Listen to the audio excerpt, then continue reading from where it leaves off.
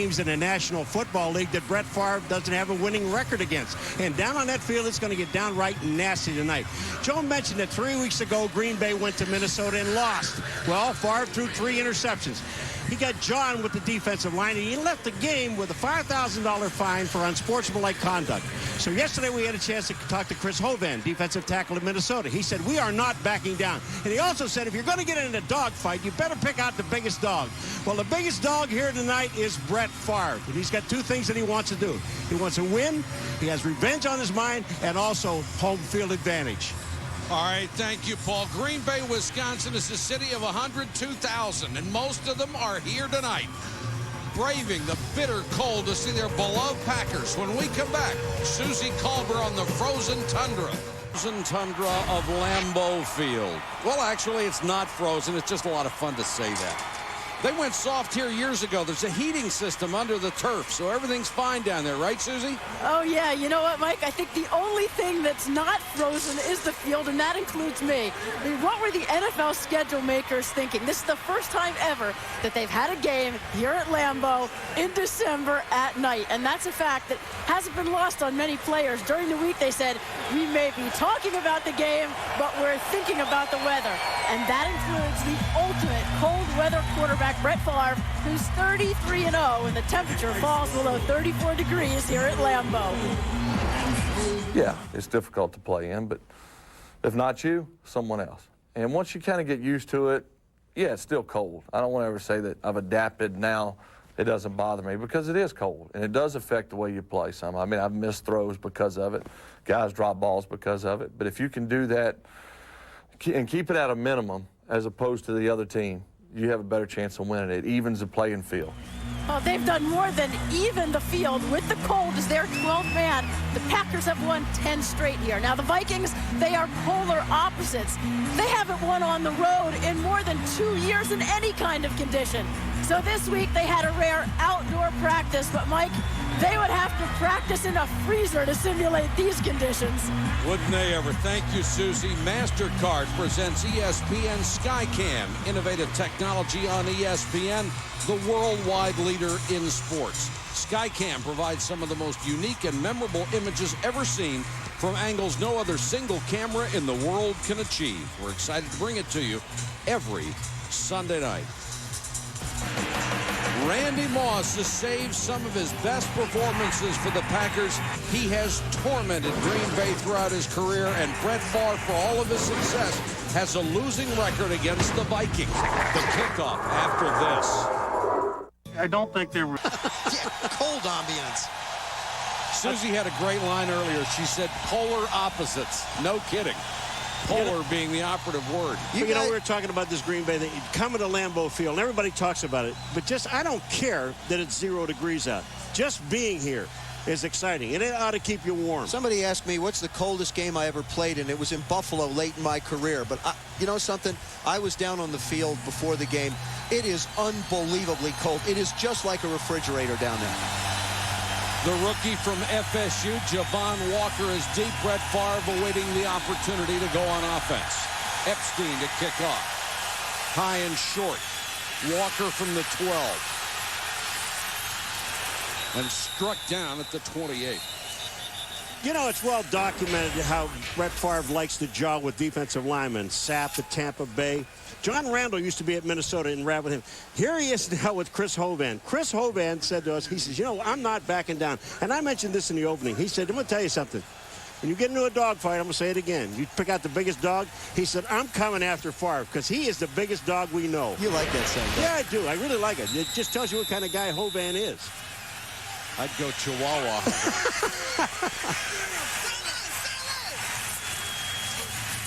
Fisher gets the first carry, and Tony Fisher making the first start of his career. What's going to be on Green? What's going to be important for the Green Bay Packers, I think, in this game, or anytime you handle the ball early, is just to be able to hang on to the football, and that'll go for the wide receivers as well. Donald Driver, Javon Walker, a rookie, and of course Bubba Franks, their big tight end. Another thing you think about is the exchange between quarterback and center. So anybody that's handling a ball has to really pay attention to what's going on this evening. 2nd and 6.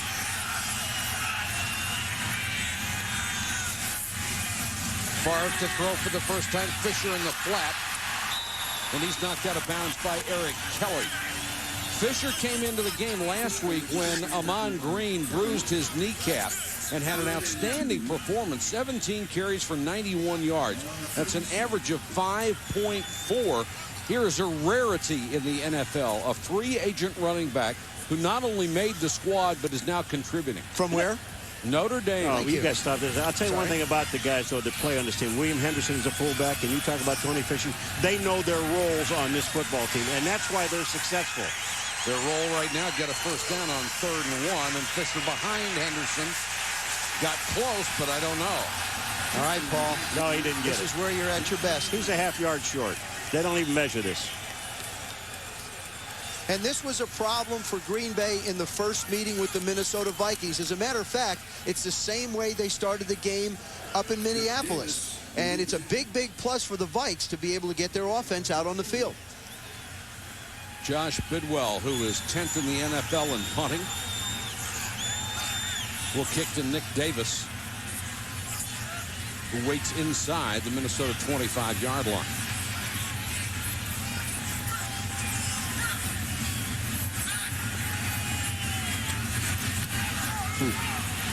Line drive kick, and Davis fair catch just outside the 30.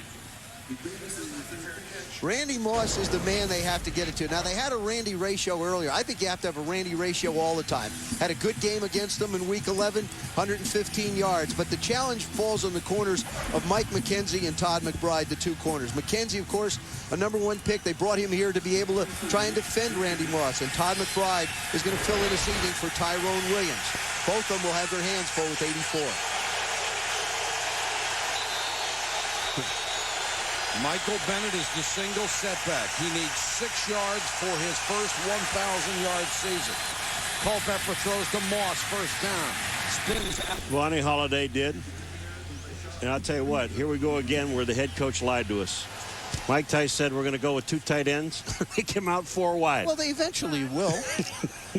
You can't call, after one play, you can't call him a liar. He's a liar. Tice in his first year. Don't you love talking to him?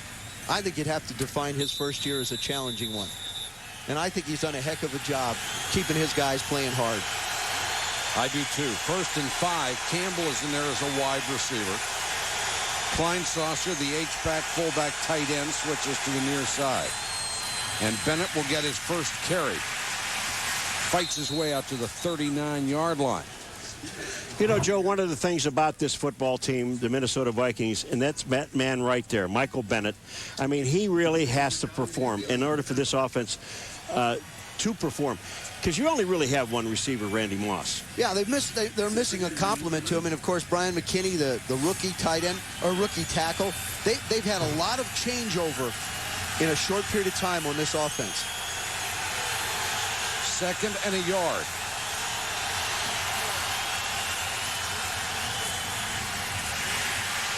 Bennett hitting the backfield, another marker down. Nate Wayne led the charge defensively, the 5-year linebacker out of Ole Miss. We got holding.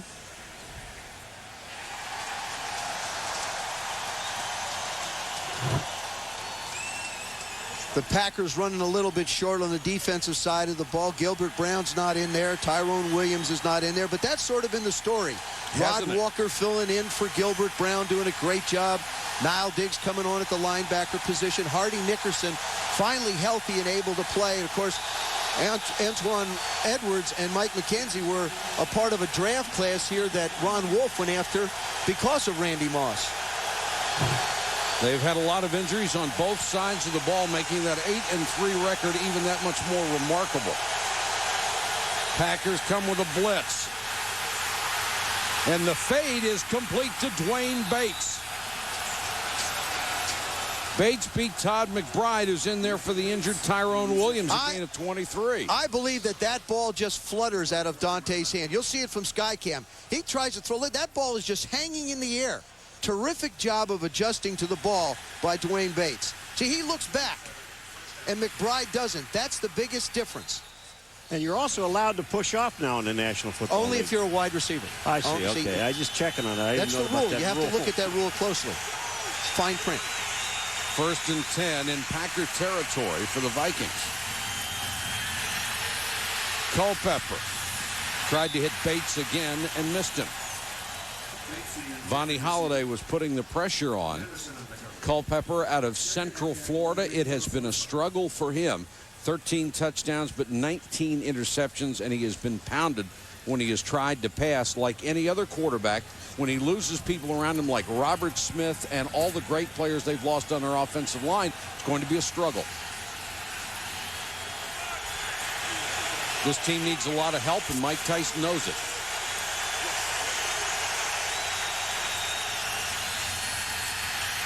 Culpepper, good protection, then he takes off. Then throws on the run, and Moss down to the Packer 32. First down, Minnesota. The thing that's Sharper on the tackle. Excuse me, Michael. The thing that'll surprise you a little bit about Dante's numbers is that normally a quarterback struggles when he doesn't have a running game. But with the Vikings, you've got the #2 rushing team in football, and Michael Bennett has really stepped up. He has to do a better job of being more decisive with the football and also protecting the football. Here he steps up in the pocket, does a nice job of finding Randy Moss.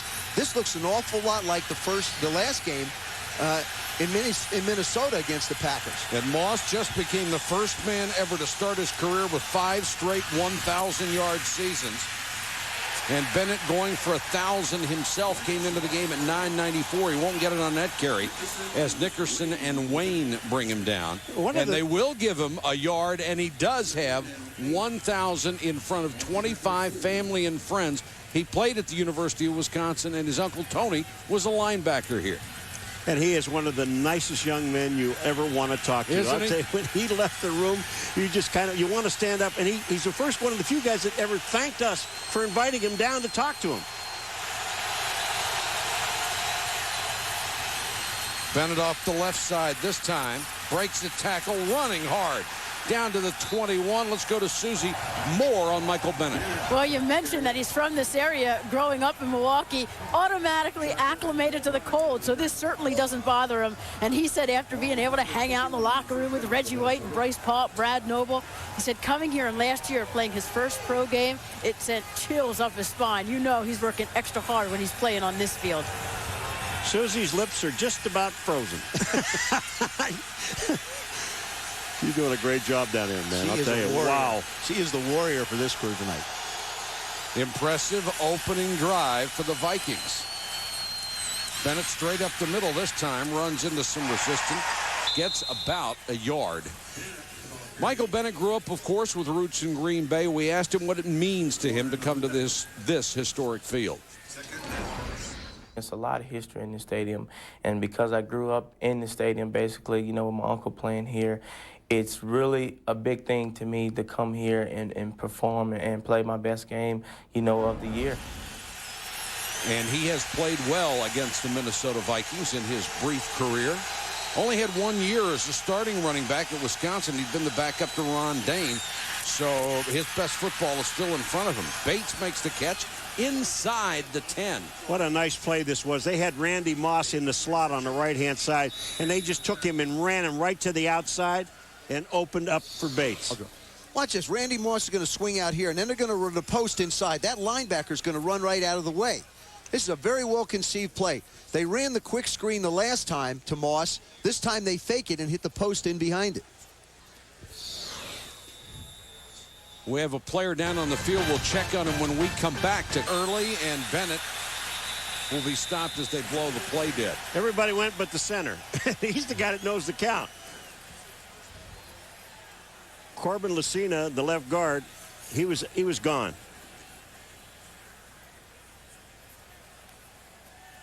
Prior to the snap, full start, right guard on the offense. 5-yard penalty, still first down.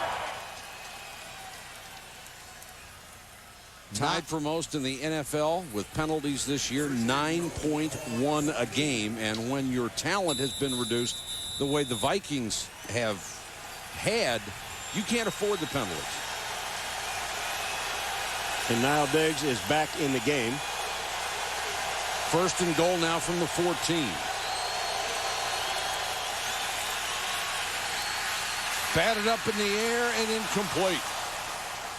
And it looked like Cledius Hunt who is their leading tackler on the D line, got the hand up and batted it away.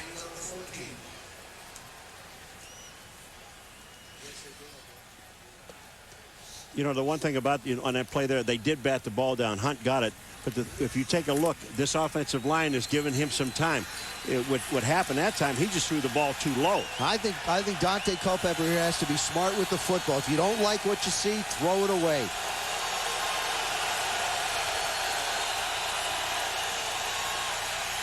Draw play, not much. Down to the 12 goes Bennett, but Niall Diggs, who was out briefly, comes back to make the tackle. I never understand that play. You're down in you got to score. You're on the 13 or 14 yard line, and you bring the back into the backfield so they know exactly where he is, and then you hand him the ball on a draw. I agree with you, Paul, and especially down here where the linebackers can't get any depth to get into pass coverage so that you can pick and choose. I think you're better off faking it, getting him to come up, maybe hit a wide receiver behind it. Now 3rd and goal. This will be the 11th play of the drive.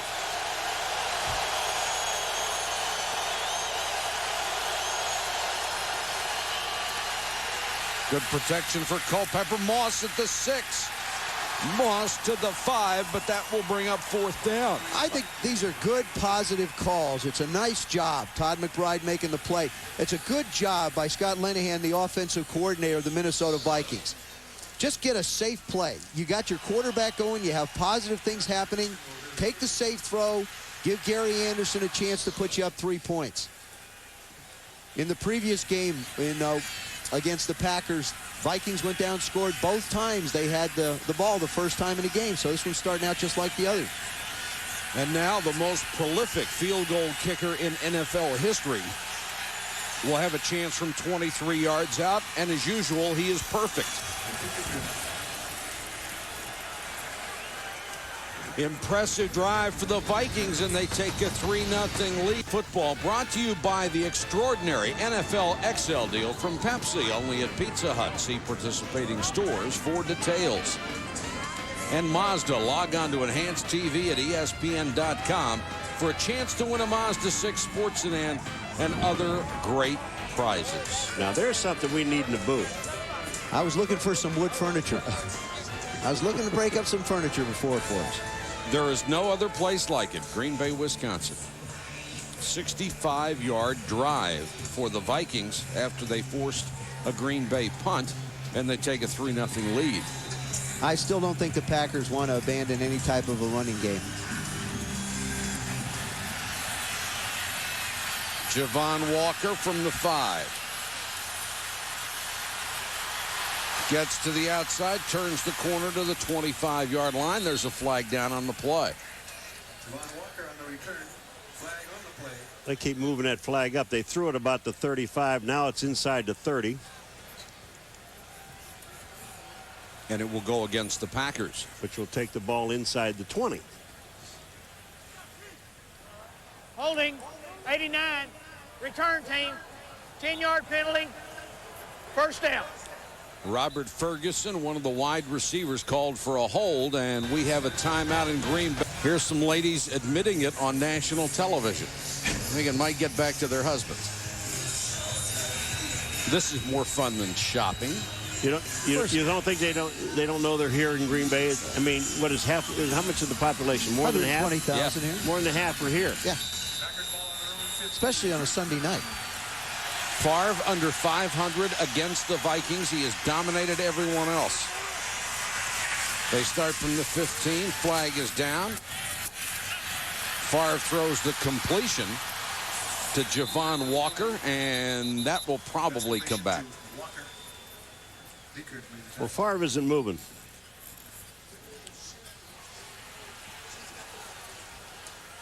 Brett Favre plays quarterback, of course, with a linebacker mentality. In the first meeting with the Vikings, he mixed it up with Chris Hovan, the defensive tackle.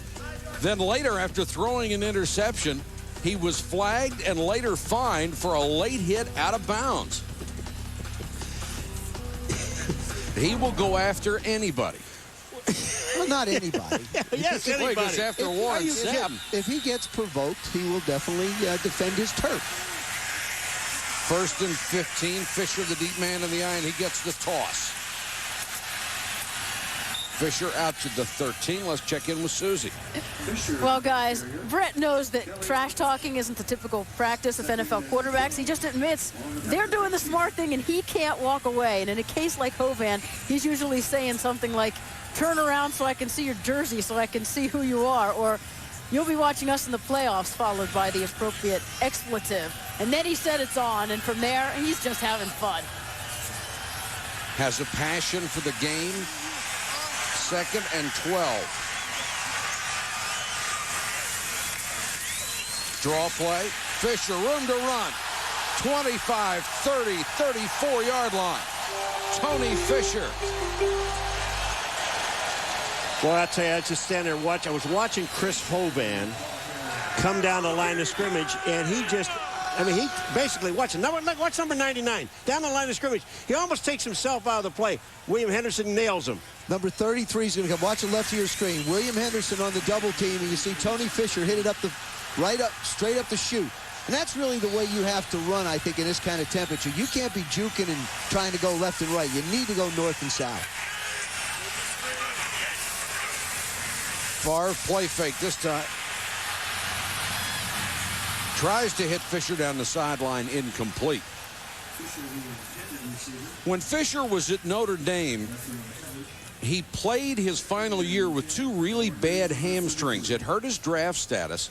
And then when they watched tape of him after he signed here, running back coach Sly Crooms questioned not only his ability, but his toughness. And it took a while for them to find out when this kid's healthy, he's got ability and he's tough. When I was down on the field before the game, I ran into Sly, and he said, I told him to his face I didn't think he was tough. He's proven he is. Sometimes that's all you have to do.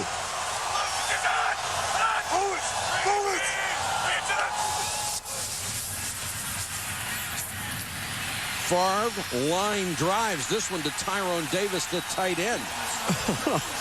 I'm going to tell you what, this was a bullet. This was a bullet. Tyrone Davis had to catch this ball because it stuck him. Watch this throw. Now that's a bullet, folks. Bam! You know what? I think that might have gone off his chest had the defender not moved into it. Watch this ball. Goes right through his hands, and Williams actually stops it from being an incompletion. And then they knock him forward for the first down. Favre is legendary for breaking the fingers of his wide receivers and tight ends. Little shovel pass, Fisher, nothing doing. The Vikings did a great job of smelling that one out. Lance Johnstone, the first one there to make the stop. Minnesota playing well right now. In the first game, the defensive line of the Minnesota Vikings really controlled the tempo. Chris Hovan and Fred Robbins, the 2 interior guys, really put a lot of pressure on Brett Favre. They got around his feet and made it uncomfortable for him. Wound up, as you pointed out, Paulie, in the open, 3 interceptions in that game. 2nd and 14. The defense has played better, particularly the last 3 weeks after a lot of changes by the coaching staff, moving people around. And Favre had that one slip out of his hands. Hovan is after it, and Hovan pounces on it at the 30, Vikings ball. Boy, this is the thing you concern yourself with. Brett Favre refuses to wear a glove. He's never worn a glove. The ball is slick. You can see how shiny it is. He'll start the motion, and this thing comes out. It's gone. Well, he sees the blitz, Joe, on the outside by Corey Chavis, and he's coming in number 21, so he has to get rid of the ball in a hurry, and that's when the ball came out. What a great effort by Hovan to fight through a Packer and get to that football. Big break for Minnesota. Minnesota coming out and going no huddle.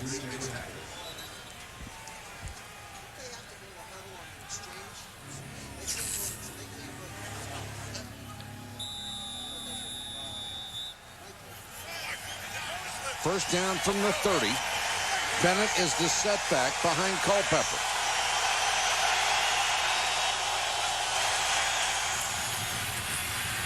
Bennett off the right side, cracks the seam and picks up 6 yards. You know, the one thing that we talked to both coaches about going into this game was it was imperative to be able to run the football. If you can't run the football on a night like tonight, as cold as it is, you cannot win the football game. And I believe also when you've got an offensive line the size of the Minnesota Vikings, Got David Dixon at 360. Chris Lewinsky at 321. McKinney at a small house. 74. I mean, the advantage has to be with the Minnesota Vikings, pounding it up against the Packers. Culpepper in the shotgun, plenty of time, and throws. Bates, another catch. He's down to the 10. Dwayne Bates, the free agent from the Chicago Bears. Dwayne Bates only had 30 catches coming into this game. That's less than half of what Randy Moss's 79 was. He's already got 3, and he's the guy that's taking pressure. Here comes a late blitz by Marquez Anderson, number 20, and vacates the area where Bates makes the play. 3 catches, 48 yards for Bates. Culpepper doesn't have a glove on. He's 260. Culpepper to Bates again, and Bates inside the 5. Stopped by Todd McBride, and Culpepper just doesn't seem to be bothered by the elements at all. He's off to a great start. He just really feels comfortable. He does. You know, he felt comfortable when he walked in the meeting yesterday. He just seemed like he was calmed down. First of all, I guess when you're out of the playoffs, it makes a little bit of a difference. It does, but you're also playing for pride in the job. And ever since he got benched, the 3 games after that, he's played a lot better. Said he looked at the film. He was so tentative he couldn't believe it was him. Culpepper under pressure this time. Throws for the corner. Moss, touchdown. Mike McKenzie could not stay with the fleet Randy Moss. Mike, the one thing that Randy Moss does on this play is he just breaks to the outside, and as soon as he clears McKenzie, his hand is in the air. Look at this throw and catch. I mean, that is absolutely perfect. There is no way to defend against that. What a job by Dante Culpepper, and he knows it. This game looks exactly like the game up in Minneapolis when the Vikes jumped out big. Anderson with the point after. And Minnesota having everything go its way in the first quarter. The fumble leads to the game's first touchdown. Get numbers against anybody, but if he could play every game against the Packers, he might have caught Jerry Rice by now. 10 games against Green Bay. He's approaching 1,000 yards, nearly 20 yards a catch against the Packers. Well, we talked about that draft, and now at 99, after Randy Moss torched them, Ron Wolf went out and said, we need corners. Went out and drafted 1, 2, and 3, I believe, were draft picks, corners, to try and do something to Randy. They still haven't solved the problem. There aren't too many people who cause that kind of reaction in a draft. Walker spins across to 25. Walker on the return. Ladies and gentlemen, as you know, Brett Favre undefeated when it's under 34 degrees at Lambeau. Believe me, it's under 34. Favre trying to keep those hands warm. Already had one slip out of his hand for a disastrous fumble that led to the touchdown. Fisher on the draw, and Greg Biekert met him in the hole. In 1954, Paul Bear Bryant took 115 football players into the drought-ridden desert of Junction, Texas. Only 35 would survive to play for him. ESPN Original Entertainment presents the Junction Boys, Saturday, December 14th at 9 Eastern on ESPN. That immediately follows the Heisman Trophy presentation at 8. And Bear Bryant went on to lead Alabama to 6 national championships. Favre to throw, looking for Driver. There is a flag down back at the line of scrimmage. A 44-yard gain will it stand, and Driver is grabbing a hamstring and his stomach. I believe this is going to go against the Pack. It's going to be a legal procedure. Wipes out a huge play. Boy, they caught Brian Williams, the rookie corner, peeking. Yeah, but I'll tell you what it does. You're looking at, you lose Driver, and Terry Glenn is not playing tonight. You said Javon Walker. Javon Walker limped off after the kickoff return. I mean, they have nobody left. Illegal formation on the offense. The wide receiver had covered up the tight end, making him ineligible. 5-yard penalty, second down. And Driver, who is their best receiver this year, virtually came out of nowhere. And here's how he got hurt. Actually looks like he falls down on his elbow. He's trying to hold his balance, and he slips and falls. And once you get off the field, the ground gets real hard. This one's tipped in the air and intercepted. Beekert. Greg Beekert at the 24-yard line, his 4th interception of the season. 3 of them against the Green Bay Packers. And Favre can't believe it's happening to him again. That's the end of the first quarter, and the Vikings are on top 10-0. Watch Monday Night Countdown, 7:30 Eastern on ESPN, delivered by UPS.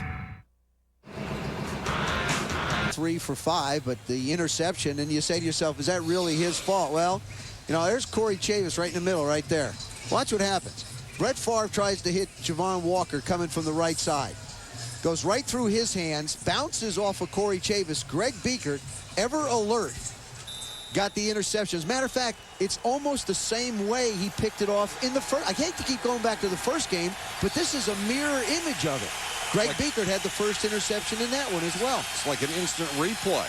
Or a nightmare if you're a Packer. Culpepper, no pressure at all. Bennett in the flat makes a nice move to get away from the first man down to the 17-yard line. In that first game, the Vikings beat the Packers 31-21. Culpepper threw for over 200 yards and 2 touchdowns, and Brett Favre was picked off 3 different times. Michael Bennett ran for 130 yards, including a 62-yard scamper that set up the Packers' final touchdown. That second Beekert interception looked like the one he just had. Yeah. Off of somebody up the hands and up in the air, and he goes after it. Deja vu all over again. 2nd and 4. Culpepper on the keeper. And the 260-pound quarterback has a first down at the 10. I think that this is the perfect way to allow Dante Culpepper to stay in a game. I think he has to run with the football. The most carries he had in a season coming into actually this year coming into this game was against the Green Bay Packers when he carried the ball 10 times. He's a big guy. He likes to pound people, and it really keeps him focused, I think. 5.3 yards a carry. 3rd in the league in rushing for quarterbacks. Bennett, nice hole off the right side. Sharper whacks him as he got to the 5. Let me just go back, and we're looking at in Packer territory again. There were 26 plays run in the first quarter. 24 of them were run in Packer territory. Ooh. I mean, they have dominated this football game. It's obvious. And it looked like the second quarter is going the same way. Yeah, sure Makes does. you wonder who's 9-3, who's 3-9. Packers, of course, defensively missing Gilbert Brown and Tyrone Williams tonight. Culpepper looks for Bates. Incomplete. McBride was with him stride for stride on that one. People, I think, forget that Dante Culpepper is really just in his 3rd year. And he's got a lot to grow and go. That time he held the ball, he double pumped. You start double clutching down around the goal line, there's a defensive back or a linebacker is going to get in the way and pick it off. He's going to react and learn and continue to grow. He came on with such a storm a couple years ago going to the Pro Bowl. Now he's settling in and has to continue to grow. 3rd and goal.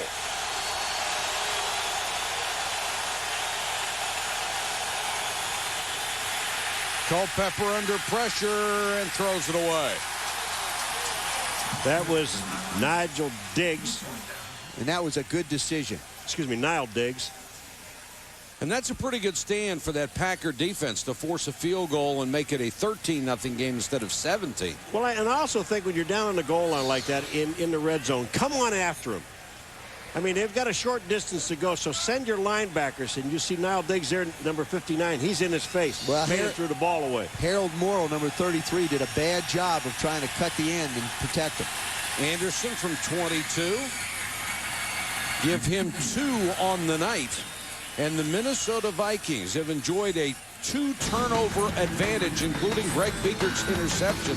And they lead at 13-0. So, how was Florida? Nice.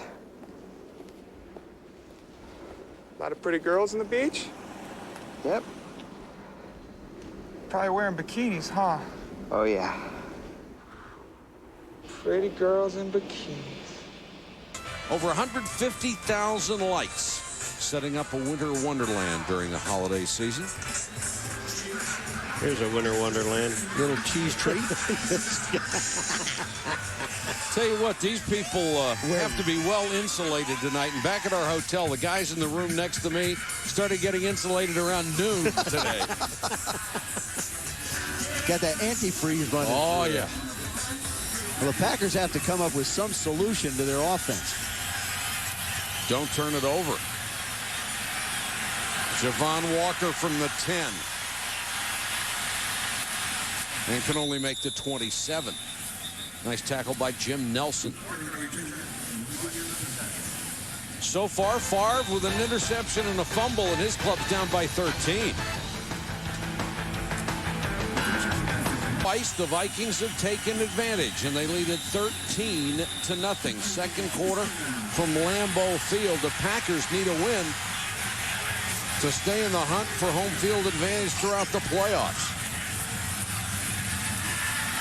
Favre and throws to the tight end of the Miami, Bubba Franks. Brett Favre has struggled against the Green Bay Packers, and tonight has been no different. This one just comes out of his hand trying to pick up the blitz. Chris Hovan with the recovery, tries to hit Javon Walker off of Corey Chavis. Greg Biegert comes up with his third interception against the Pack, and he only has 4. I think the Packers have to be careful that they don't get impatient like they did in the first game. Still have to run the football. And they do with Fisher, who's in there for the injured Amon Green. A hard run by Fisher out to the 42.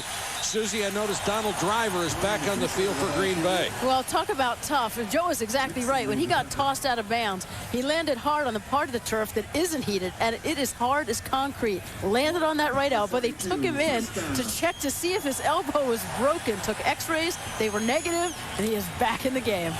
Susie probably wouldn't know because it's still frozen. First down, Green Bay.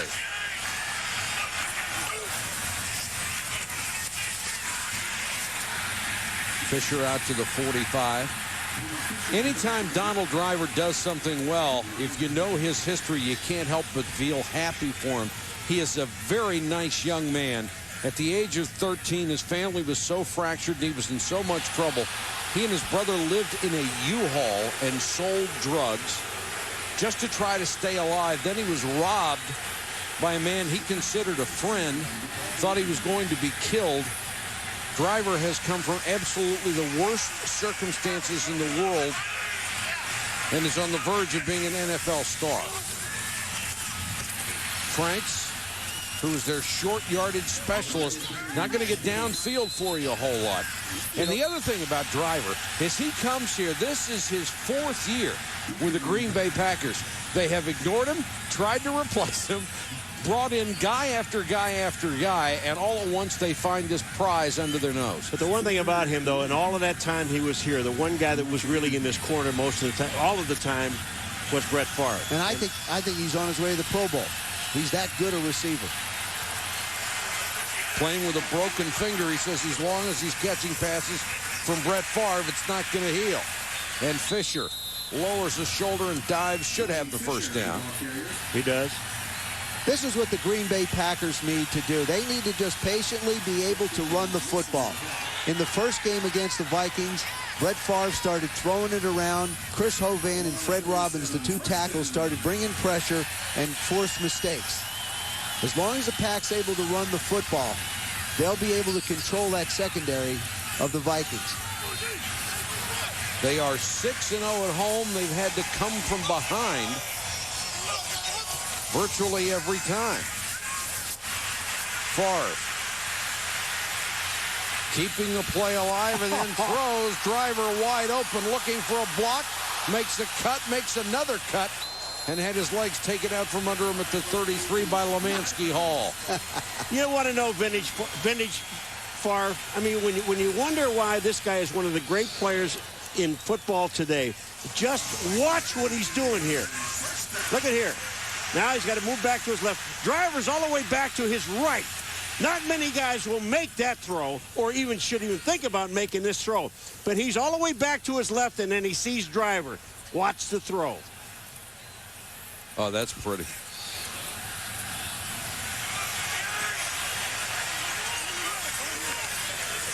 Packers at the 32. Driver.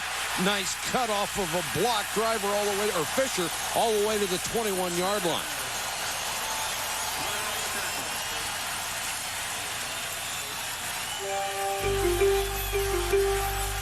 You got to be careful a little bit here with Tony Fisher. Does a nice job. Good job up front. Nice job, Marco Rivera, the guard. Mike Wall, the tackle, doing a good job up front. You got to be a little careful with him. He's might be a little bit tired. Good move bringing him to the sidelines. Let him catch his breath. Graham is the deep man in the eye. Favre play fakes to him. Then dumps it underneath down to about the 19-yard line. Graham made the catch. Lemanski Hall made the tackle. Minnesota Vikings defensively in the early part of the year, actually until about 3 games ago, were just in a mess.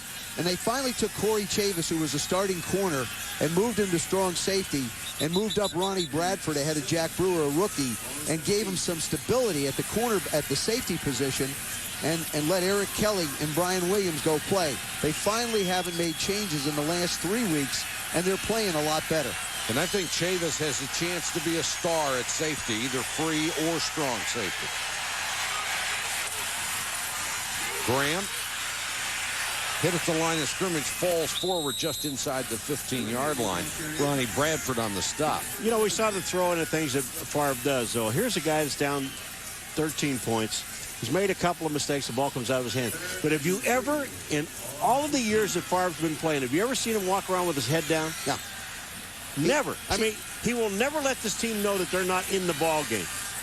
11 straight seasons with 3,000 yards. And body language, I think, is a big part of playing the position of quarterback, Paul. Big third down for the Packers. Favre goes to the shotgun.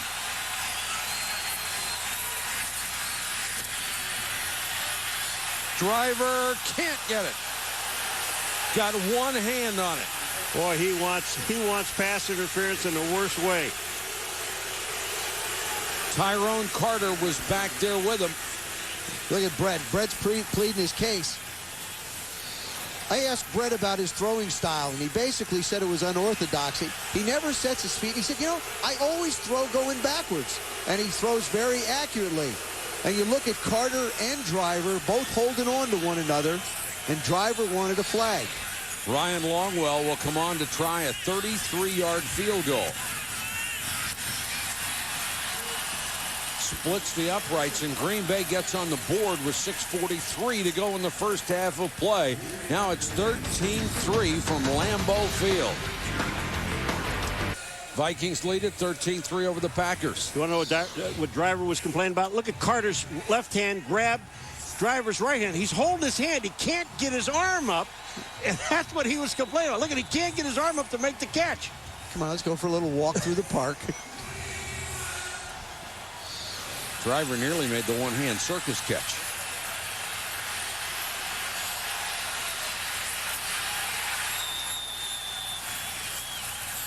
James Wofford on the return. And Culpepper will go back to work. He's been very efficient so far tonight. And Joe, what does that outfit make you think of? I think I'm sitting in a big giant duck blind. Duck, duck. I'm just waiting for a whole flock to come over. I mean, I haven't seen this much camouflage since I went to one of those big old outdoor shops. It's unbelievable. Look at that. And they're not happy. Vikings start from their own 28. Culpepper wants to change the play. Has plenty of time to do it.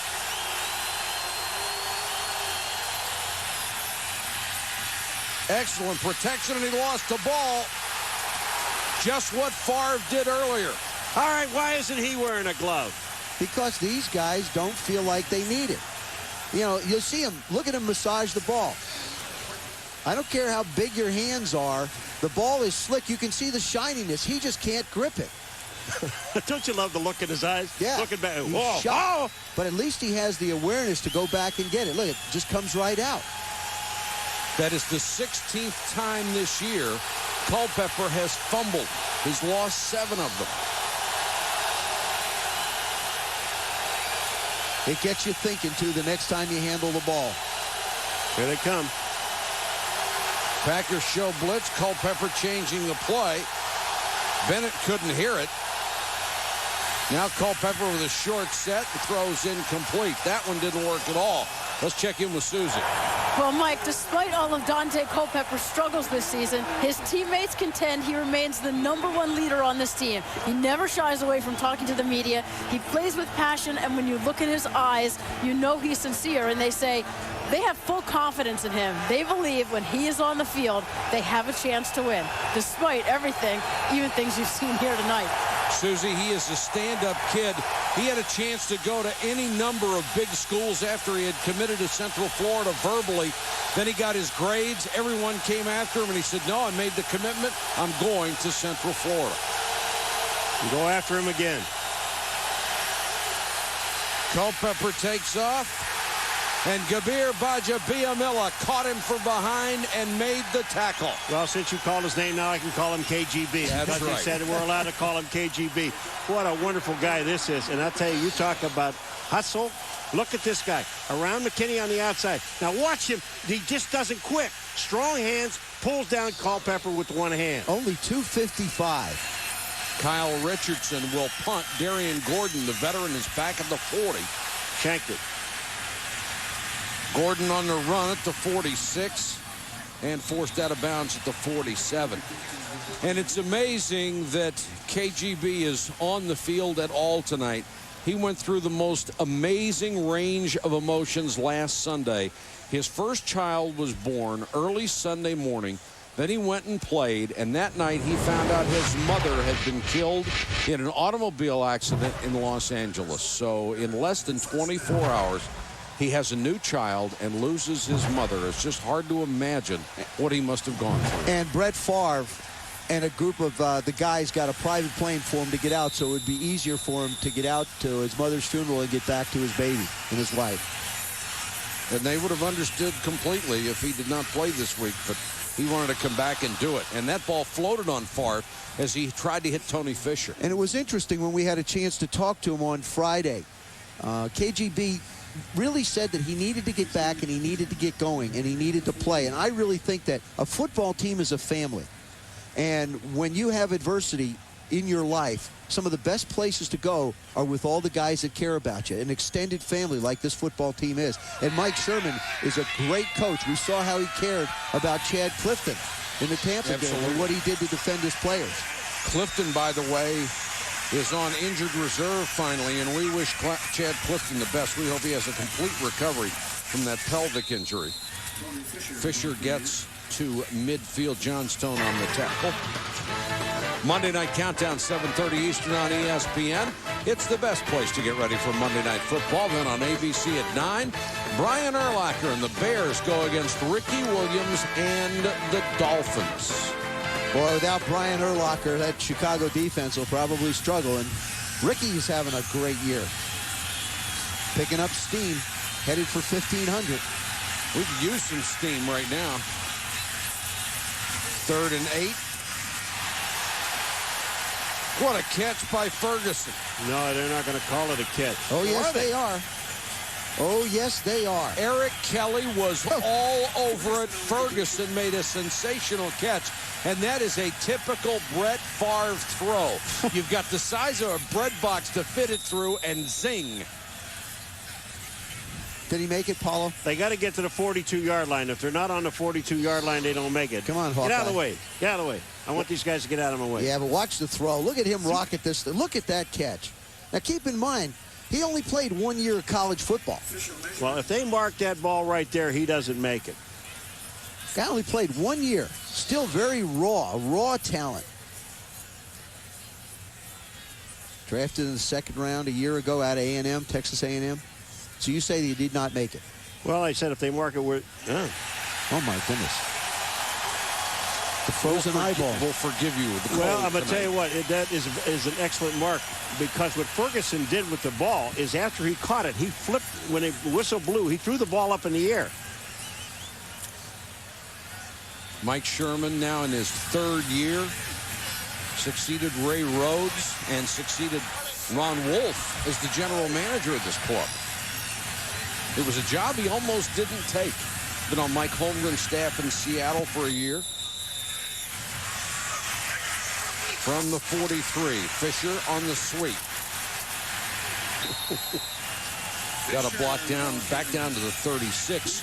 Sherman had been on Mike Holmgren's staff here in Green Bay. Then when Mike went to Seattle, he went with him, got the call, didn't want to move his family back that quickly, but came to do the interview with Ron Wolf. And Ron Wolf said he was so impressed because the guy had laid out the practice schedule for the entire year before he went to the interview.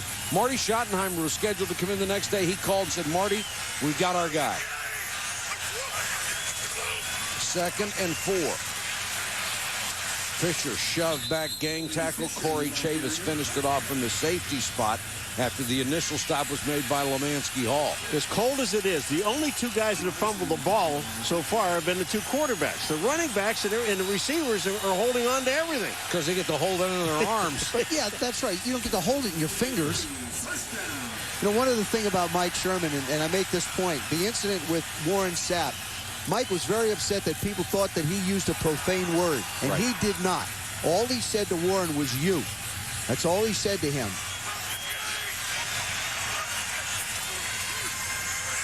End around to Driver. Favre is in front, throws a block. Driver to the 15-yard line. Oh, did he accelerate? Do you know that the block is it on Lemansky Hall, number 55? If Favre doesn't make this, Driver gets tackled. Favre tied Lemansky Hall up long enough so that Driver can make it. Watch Favre. Look at number 4 on Lemansky Hall. Bang! He didn't knock him on the ground, but you can see the miss there. Oh, that's why. Quarterbacks, great blockers. He's a football player. That's first. right. And he took the right leg out. He took the correct leg out on the block, too. So Lemansky Hall couldn't come through and make the play. Favre, yeah. We talked about Dante Culpepper running with the ball to get into it. Brett has to block to get into it. 1st and 10 Green Bay, their 2nd consecutive solid-looking drive. And now Favre throws to the corner, incomplete, intended for Ferguson at the 5. Tried a little sleight of hand there. You wouldn't think a guy that has trouble holding on to the football is going to do some of this stuff. This is a fake under screen. There they go with the pitch. He fakes it to William Henderson. Then he comes out to make the throw like it's a warm, sunny day to Robert Ferguson. And is there anybody you've ever seen running to his left that can throw the ball that well? Yeah, Michael Vick. His left hand. Well, he's left-handed. You asked. Oh, you know. I'm sorry. I'll learn to phrase them better. I'm sorry. I couldn't resist. Thank you so much. Excellent point, though. Over the middle, this one's complete down to the 5-yard line. A strike to Walker. Jack Brewer saved the touchdown, but it should be enough for a first down. It is a first down, and we're going to get to the 2-minute warning. So without Amon Green and without Terry Glenn, Brett Favre getting it done. Well, look how quick the ball comes out. I mean, the defensive man doesn't have a chance. He throws it backwards. He throws it actually falling backward. Favre finally with a smile on his face as the Packers offense has caught fire. But Green Bay driving 1st and goal just inside the 5. This offensive line has had multiple injuries, and veteran Frank Winters has stepped in at center. Veteran Earl Dotson has stepped in at right tackle, and they have done yeoman duty. Fisher. Nice block by Henderson, and Fisher to the goal line. Boy, I'll tell you what, Henderson just nails Greg Beaker in the hole. William Henderson, you know, came in and talked to us yesterday, or the day before yesterday, and he says, I know my role. I am not going to be carrying the ball, but I will be blocking. Look at that block. William Henderson just knows what his job is. Here he comes, 33 on 54. Beaker gets him out of the hole, and they almost score. Inches away, 2nd down.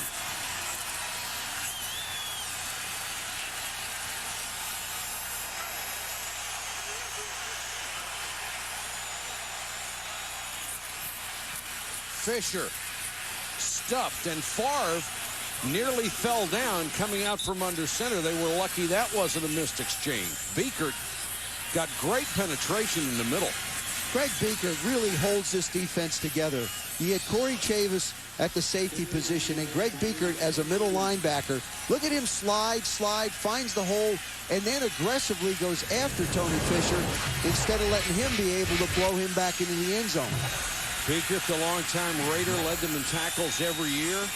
Leads this club in tackles, 120 coming in. Got to go play action here. 3rd and goal. Favre does little shovel pass to the tight end, Tyrone Davis, and he did not make it, not even close. Hovan was right there. That's an unusual call.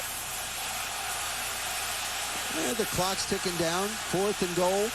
They're going to go for a field goal here. There's the movement. Tyrone Davis comes across, but you see Chris Hovan right there, 98, Fred Robbins, the 2 interior guys blowing up the play. They'll let the clock run down and then take a timeout, give them enough time for the field goal. Coming up at the half, the Kia halftime show, Chris Berman will be along with the fastest 3 minutes in television, our big sticks, and a showdown in the AFC West between Oakland and San Diego. Chris Berman in the Kia halftime show coming up in just a moment. Longwell, who has already made one from 33, will come on and try one of about 19 yards.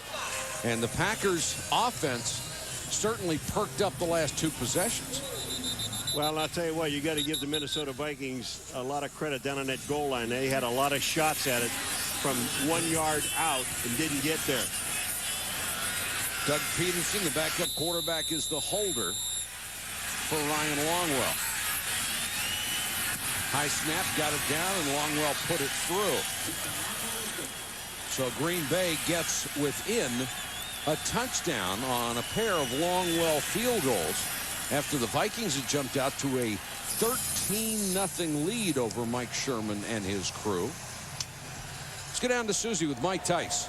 Mike, your guys got off to a great start. What was the biggest difference between the first quarter and the second quarter?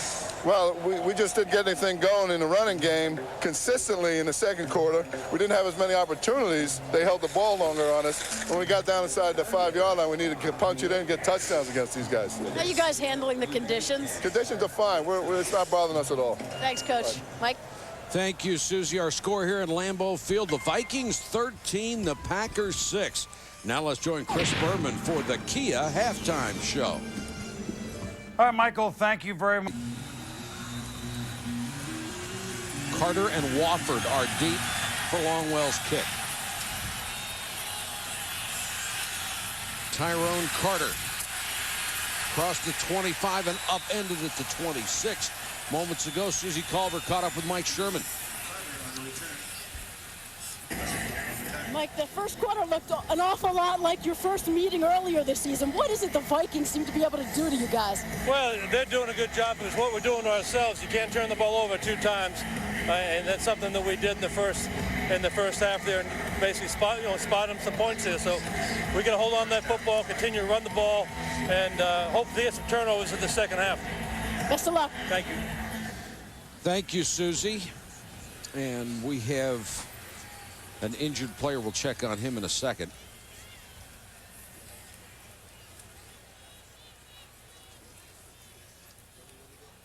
Dante Culpepper having a good, solid first half. 8 of 13, just 85 yards. You don't expect a lot of passing yards in a game like this. Starts the game with a quick throw to Randy Moss. Comes out and hangs one up. Dwayne Bates does a nice job of pushing off and making the play, and then shows you his versatility. This is a designed run, and I think he has to do more of this as the night goes on and the field gets tougher. Let the quarterback be the runner, be the threat that you have to be for this offense. Let's see if they get back to Michael Bennett on the ground. He only had 7 carries in the first half. They get the first carry here. Bennett, who went over 1,000 yards for the first time in his career, tonight left 25 tickets for family and friends. He's used to this weather, playing at the University of Wisconsin. Mike, nobody's used to this weather. You guys keep saying you hear people, you know, that. No. Yeah, you're right. No, who's used to 5 degrees? Say that. He said, I'm here and I play here all the time. Polar bears are used to 5 degrees. If I said I got used to this, you think I was nuts. You tolerate it.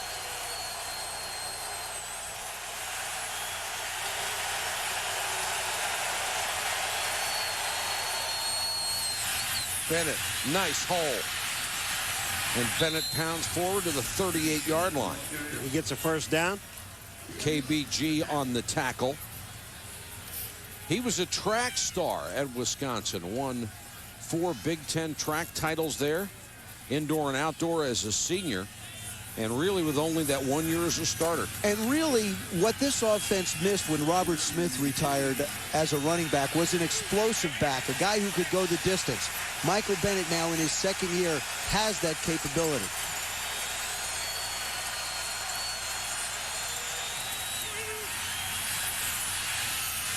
Culpepper threw out. Moss went in, incomplete. Well, you know, we talked to Michael Bennett yesterday. We asked him, you know, about Mike Vick down in Atlanta. There's always talking about he's the fastest back in pro football. He went, He said for a quarterback. He said for a quarterback he is. He said, but I'll tell you what, you line me up and I'll run against him. I'll beat him. Turnover's a big difference in this game so far. 2nd and 10. Bennett again, this time off the left side, got the corner. He's got another first down near midfield. Let's check in with Susie. You know, when Bennett became the lead back, he had big shoes to fill and a lot of doubters. And last season was physically tough. He missed 3 games and mentally tough. Missing those games, he said, actually gave him an unexpected break. In the offseason, he worked on speed and recognition, and then throughout this season, his biggest improvement has been vision, and you can see it in the numbers. The result, 4 100-yard games, and the running threat is back for the Vikings this year. And Susie, he's better than halfway there tonight. 55 yards on 11 carries. Spot the ball at midfield, another first down from Minnesota. And Culpepper again changes the play. You got the shot, you take it with Randy Moss. He's one-on-one. Mo Williams into the game for the first time, and he breaks it. Williams, 10 to the 6. Caught from behind by Bajabiamila. He ran down the speedy Mo Williams. Well, the thing about it is when Mo Williams went through the hole, there was arm tackling in. On a night like tonight, you cannot arm tackle. Take a look at when Mo Williams goes through this hole.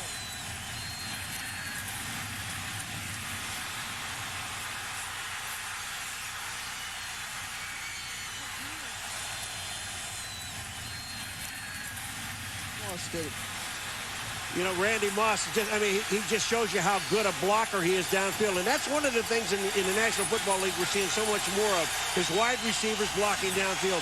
That's why you're getting these big runs. Bennett back in there, following Kleinsasser. Down to the 3. And really the only reason is you saw Mo Williams limp off. The only reason they caught him, he has a bad foot. I mean, that guy can fly. He would have scored on that play if he's healthy. Well, all 10 of Mo Williams' touchdowns have come inside the 5-yard line. I mean, this is really where Mo Williams has a value to him. And now, with him being hurt a little bit, Mike Tice, the head coach of the Vikings, told us that he'll only go in and spot Michael Bennett for us because we know he's hurt. Not a bad spot. Got 44 yards. Culpepper, quarterback sweep. Touchdown. I'll tell you what they did is they caught the Green Bay Packers. They weren't even set. They were shifting and moving, and Culpepper went on the first sound and carried the ball in the end zone himself. This was just great heads-up play by the Minnesota Vikings offense. And watch the block by Bryant McKinney. But look at these guys. You see the Green Bay Packers are moving all over the place. Kleinsasser gets a great block, number 40 on the outside, touchdown. And why not put it in the hands of a 265-pound running back? You know nobody's going to bring him down when it gets one-on-one. Looked like the old wing tee, didn't it? Student body and the extra point blocked. Mike McKenzie picks it up and sets sail, but you can't score on a blocked extra point in the pros. And it looked like Cletius Hunt, 97, came through and got the penetration to block the extra point. Another big touchdown for the Vikings. Minnesota's offense comes to play tonight.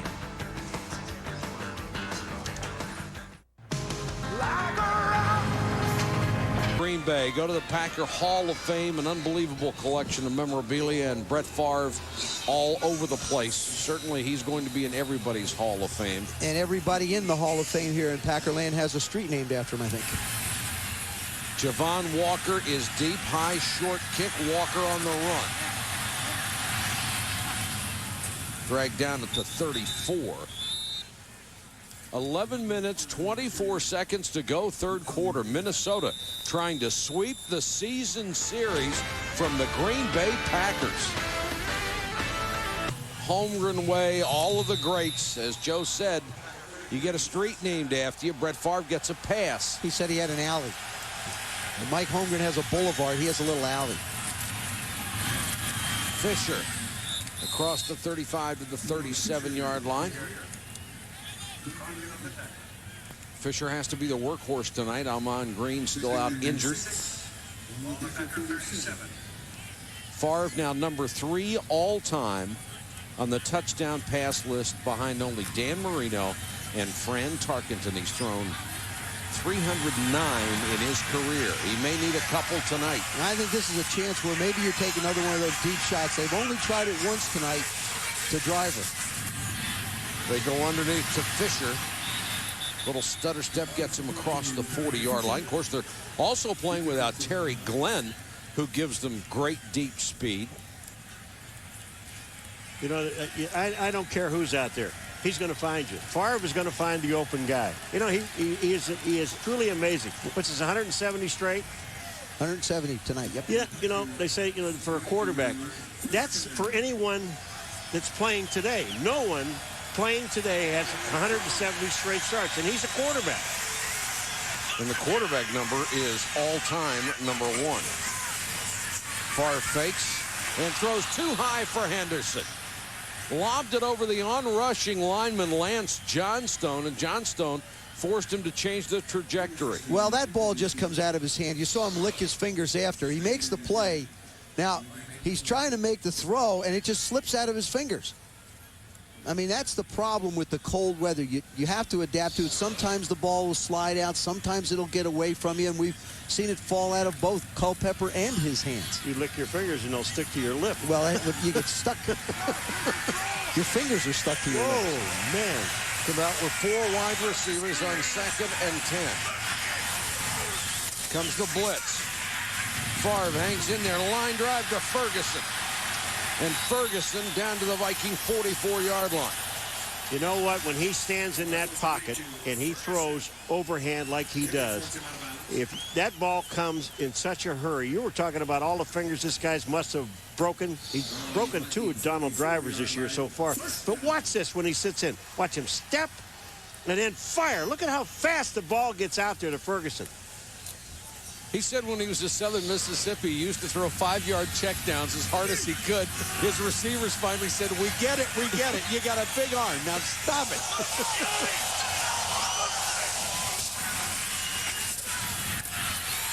Ferguson again, what a catch, and Kelly was all over him.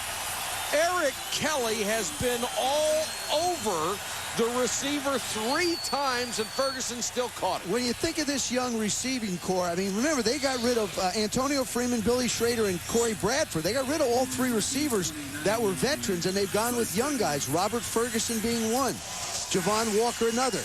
This ball, he goes up to get behind. Remember, Brett Favre is rocketing that thing.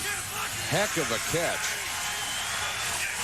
First down, Packers. Fisher. Packers sweep. Down to the 22. Let's check in with Susie. Mike, so many quarterbacks in the NFL envy Brett Favre's stature. And while he agrees his comfort level is at an all-time high, he hasn't forgotten when he was questioned or when he was booed that it hasn't always been a cakewalk. As for that reckless abandon that he plays with, he says his style hasn't changed a great deal, but he doesn't run around as much just because he's wiser and he knows how to use the weapons around him better. But he still takes chances maybe too often, but it's always okay when you're winning, right? Susie, I just can't imagine having more fun watching anybody else than watching Brett Favre play. He is just an absolute delight, and talking to him is even more fun. Well, you know, the thing about it is the other day we were talking to Favre on Saturday. So we went back to see him. And we sat there with him for, what, almost an hour? Right. We didn't talk about football. you talk to him for, you talk about the game coming up. He talks about everything but. Hunting. Yeah. A lot of hunting. And this is, well, speaking of hunting, they better hunt up a way to make 3rd and 2s. Mike Sherman's ball club has struggled in short yardage, and they shut him down in the first half on the first drive on a 3rd and short. Favre's going to go to the shotgun on 3rd and 2. To the corner, Ferguson, touchdown.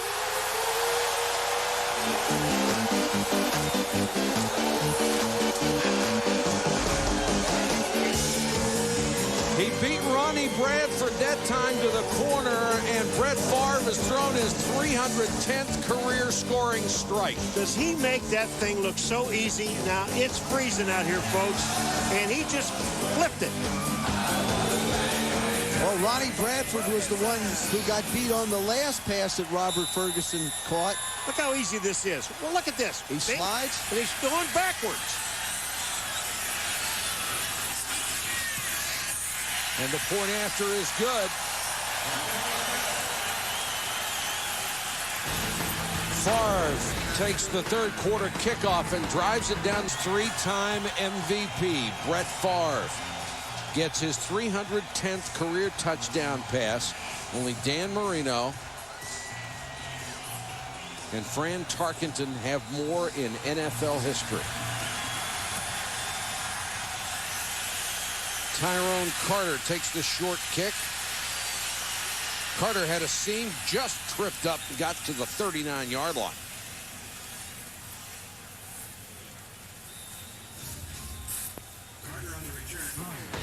Randy Moss made the first big play of the game. Player, man, in this league, it's just certain stadiums that you gotta love. Lambeau, one of them, baby.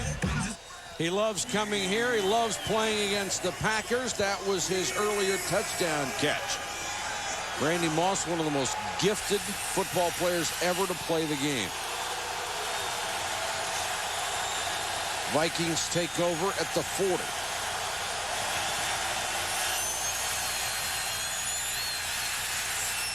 And Culpepper throws this one too high, intended for Dwayne Bates. That's another one that slipped out. I mean, that thing was out of his hand. He had no control over it. Dante Culpepper's delivery creates problems because he's a push thrower, and the ball just squirted right out of his hand. We saw Dwayne Bates make a catch on a ball that squirted out. He steps, he doesn't load a lot, and it's just gone. You see it released so high. He's lucky he doesn't get it picked off.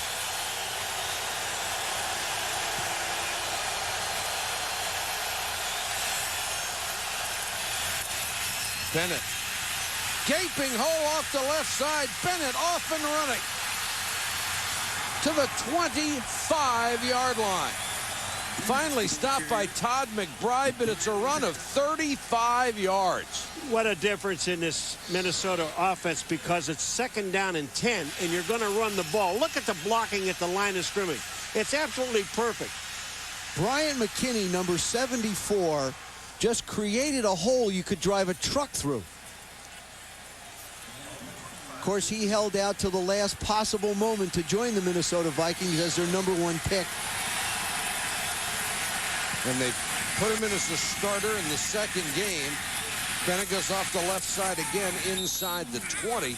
McKinney is just enormous at 6'8", 343. They knew they drafted a wonderfully talented player, but he is still so far behind. He's not going to catch up until next year, but there's a building block. Well, a building, that's a building, period. Don't say block. That's a building. 6'8", 350 pounds or whatever he is. And I'm going to tell you what, it's just amazing to watch how this young guy is catching on. Well, Mike Tice did a smart thing with him. He was struggling coming out of a 3-point stance. So he said, look, I just want you to line up in a 2-point stance. That way you won't be laid off the ball, and you'll be able to take on whatever's in front of you. 2nd and 4.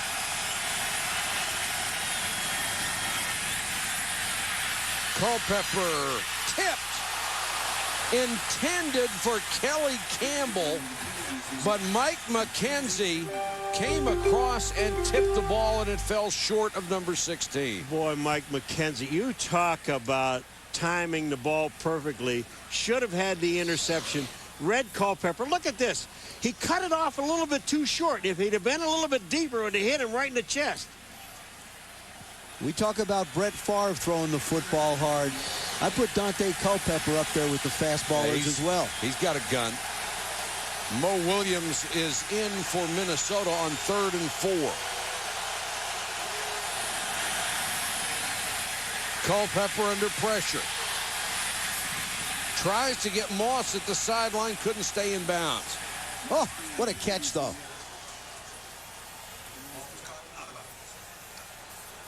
Randy Moss almost comes up with a sensational grab. Of course, in the last couple of weeks, Randy Moss and Dante Culpepper had some talks to clear the air.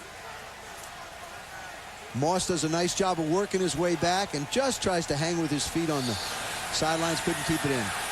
Gary Anderson is hit from 22 and 23. This is 37. He's also had a field goal or an extra point block. And that one is good. Gary Anderson, the NFL's career leader in field goals and points scored, nails another one. And it's 22 to... How they do this. Unbelievable. It's unbelievable.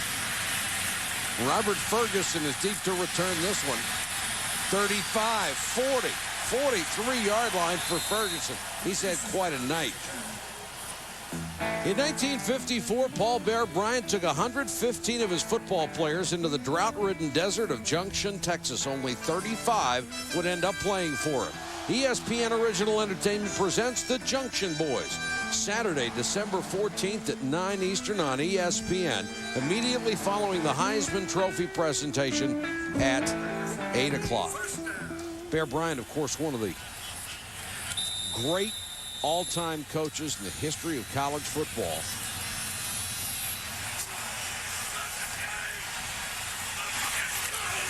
First and 10, Green Bay. Shug Jordan was the head football coach at Auburn when Paul Bear Bryant was at Alabama. And they coached against each other in an all-star game, and they had a deal so it wouldn't get out of hand. They each wore hats. Shug Jordan says, if I take off my hat, we're down by 14. That means you run a vanilla defense and we score. Bears team goes up by 14. Shug takes off the hat. Bear scores again. It's 21-0. He takes off the hat. Nothing happens. 28-0. Finally, he's out in the center of the field throwing the hat over at Bear, and he said, come on. Bear wanted to win, didn't he? Yes, he did. At all costs. Deal or no. And Bear wasn't going to take that hat off.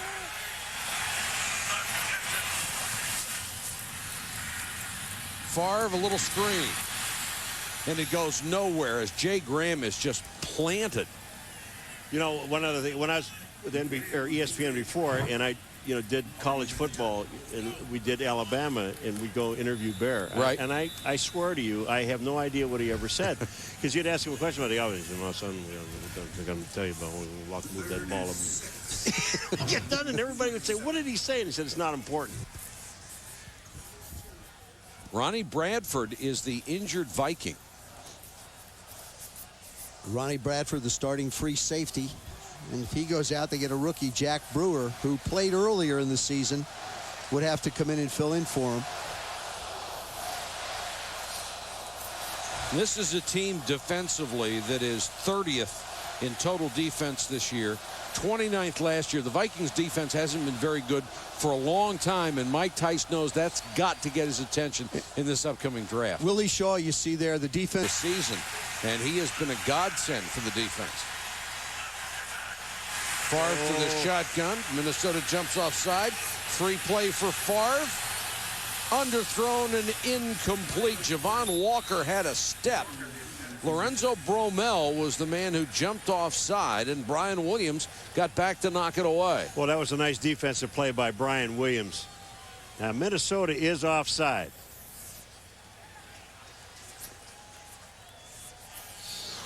On the bottom of the screen, that's Bromell, number 91. It's offside. And Favre really knows he's got a free one here.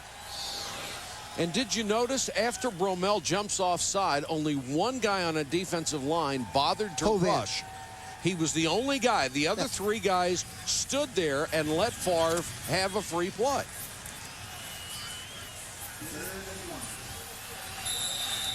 Third and a yard.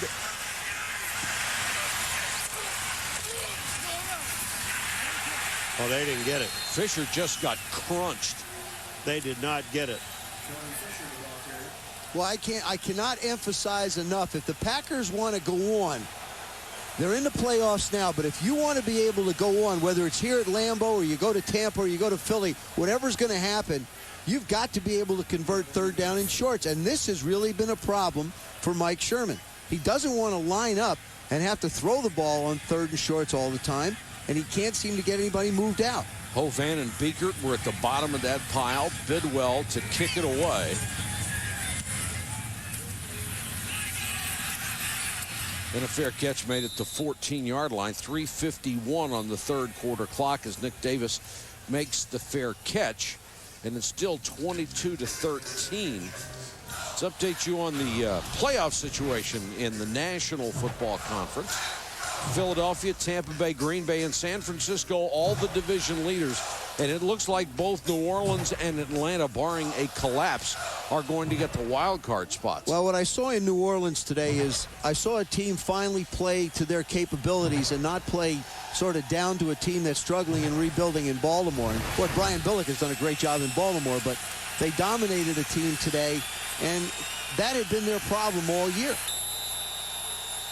How about the Brownies winning today? Cleveland Browns. Wasn't that amazing? Oh, last play, throw it up. San Francisco won on the last play. Bennett. More running room. The ball comes loose. Well, Packers signaling they had it. The official who was right there did not see that the ball had come loose. At least, and now they signal they're down. Finally, one of the officials comes in and signals it down, and Randy Moss comes up limping. Which is the last thing Mike Tice wanted to see. Now, Mike Tice is not calling the plays. Scott Linehan is up in the booth. He's the offensive coordinator. They go through Mike Tice out to the field. So I would assume that the last voice that Dante Culpepper hears is Mike Tice's. And only if he likes to play. Bennett, nice block by Kleinsasser. When Dennis Green was here, he said one of these days Kleinsasser is going to be known as the best fullback in this league. Well, he's big enough. But what happens, why these guys are getting outside, is that everybody on the outside are getting taken inside for the Green Bay Packers. The linebackers are not getting wide. The defensive ends are not getting wide. And all they're doing is just sealing them off, and they're getting Michael Bennett to the outside. And with his speed, he's going to pick up a first down and more. Third time in his brief 2-year career, he's had better than 100 against Green Bay. You heard him say he grew up right at Lambeau Field with his uncle being a 4-year starting linebacker for this club. He loves coming here. He loves playing against him. And I think already the Packers have seen enough of Michael Bennett. By the way, his uncle's name was Tony Bennett. Tony Bennett. And the other didn't Tony sing. Bennett. The other Tony Bennett. I knew you were going there. You don't like my voice? I like your voice. Thank you very I like much. Your voice. I don't. Because Christian Okoye being the only other player to accomplish that feat. 2nd and 8, time winding down third quarter.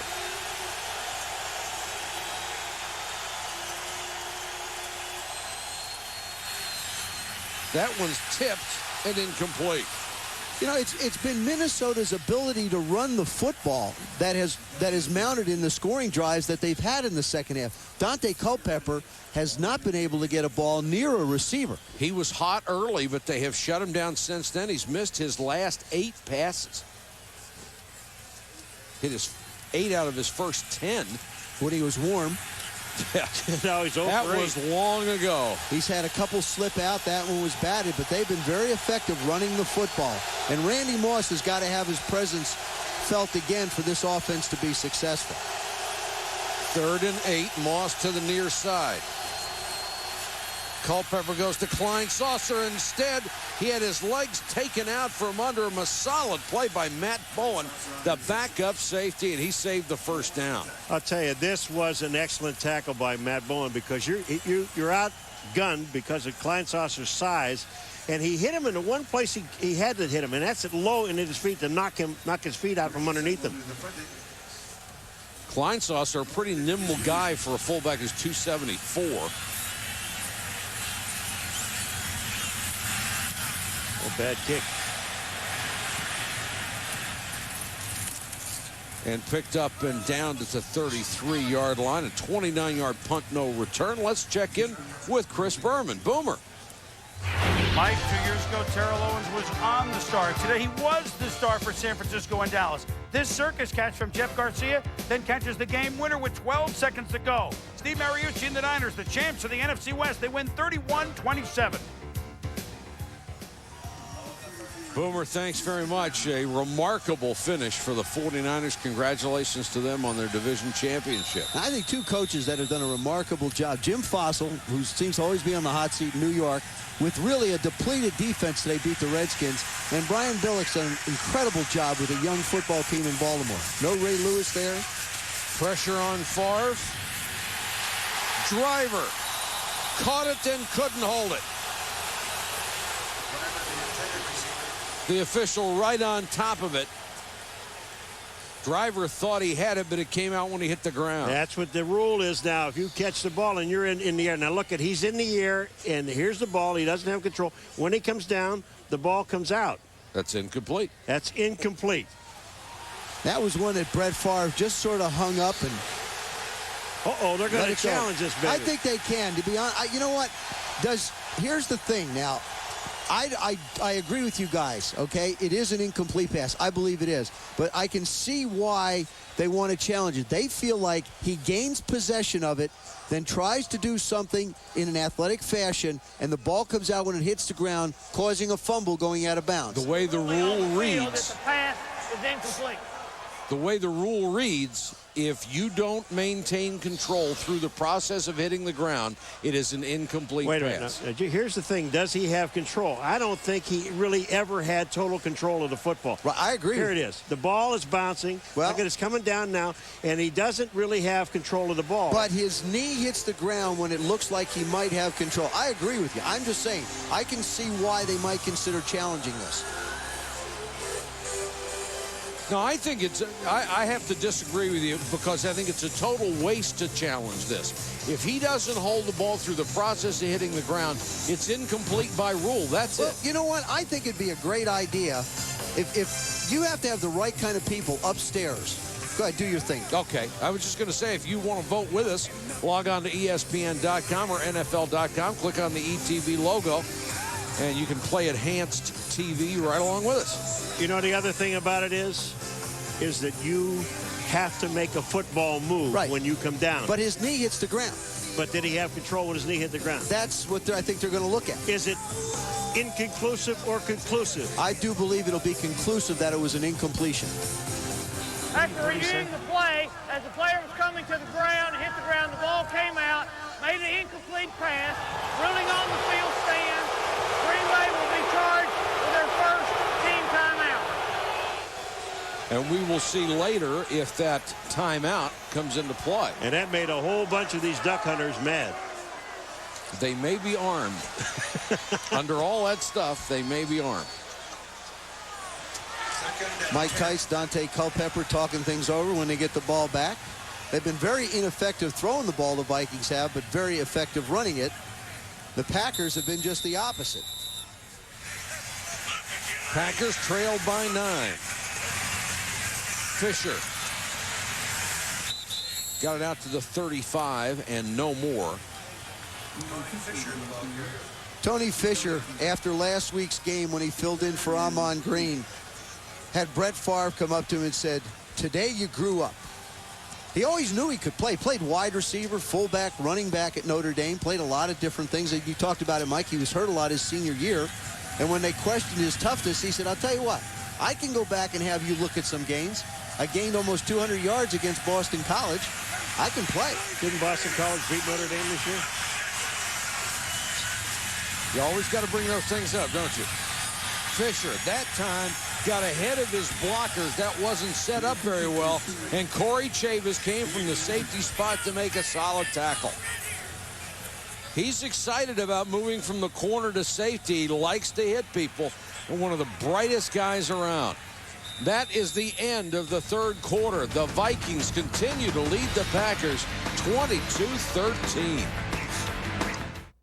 Fourth down, the Packers have to punt it away. And they still have all these people at the other end of the field. They're running a little promotion And the folks are too cold to sprint off the field. They are walking very slowly. We just got a weather update. They said it actually went up 2 degrees. It is now a balmy 7. Oh, that's beautiful. Taking that hat a long time to get off the field. Had to wait for the hat to move, the Mad Hatter to move.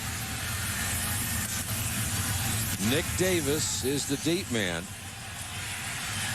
Makes a late fair catch signal inside the 25-yard line. Let's go to Susie.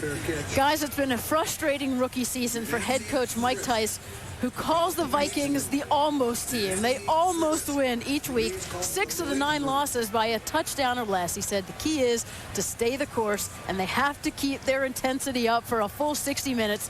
That's what they haven't been able to do. 1 more quarter to go. Guys, you think they can hang on tonight? Hey, Susie, your lips are blue. Susie, we don't care about the players. We're just proud of you. Your lips are absolutely purple and blue. Oh, boy.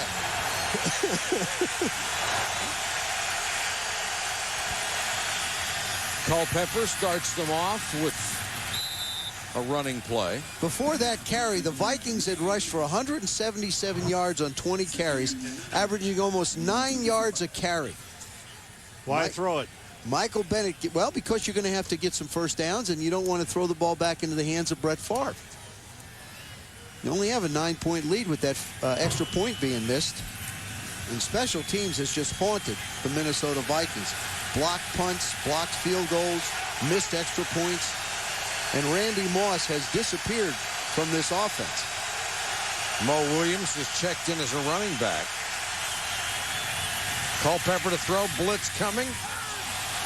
And that may draw a flag because Kleinsaucer went down in a heap with Niall Diggs. Diggs remains down, and no penalty marker. They must have had an incidental tangle. I thought Niall Diggs just flat tackled Kleinsaucer. Jim Kleinsaucer is trying to work up the field against Diggs, and it looks like he's just got him locked up. Diggs hurt his wrist on the way down. Watch the right part of your screen. You look. Oh, jeez. I just thought he tackled him. Looked like it. Now 3rd and 9.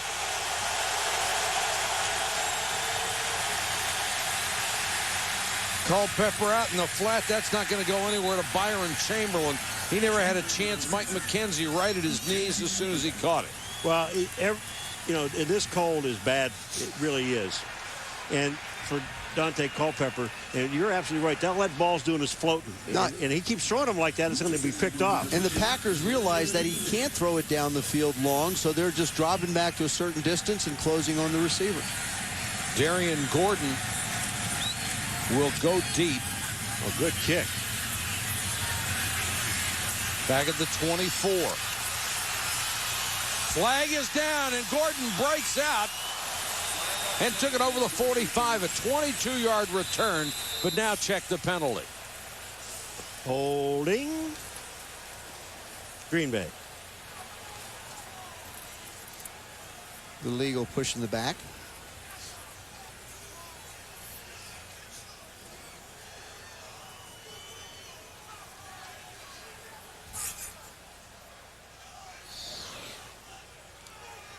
There's number 24 is Antoine Edwards.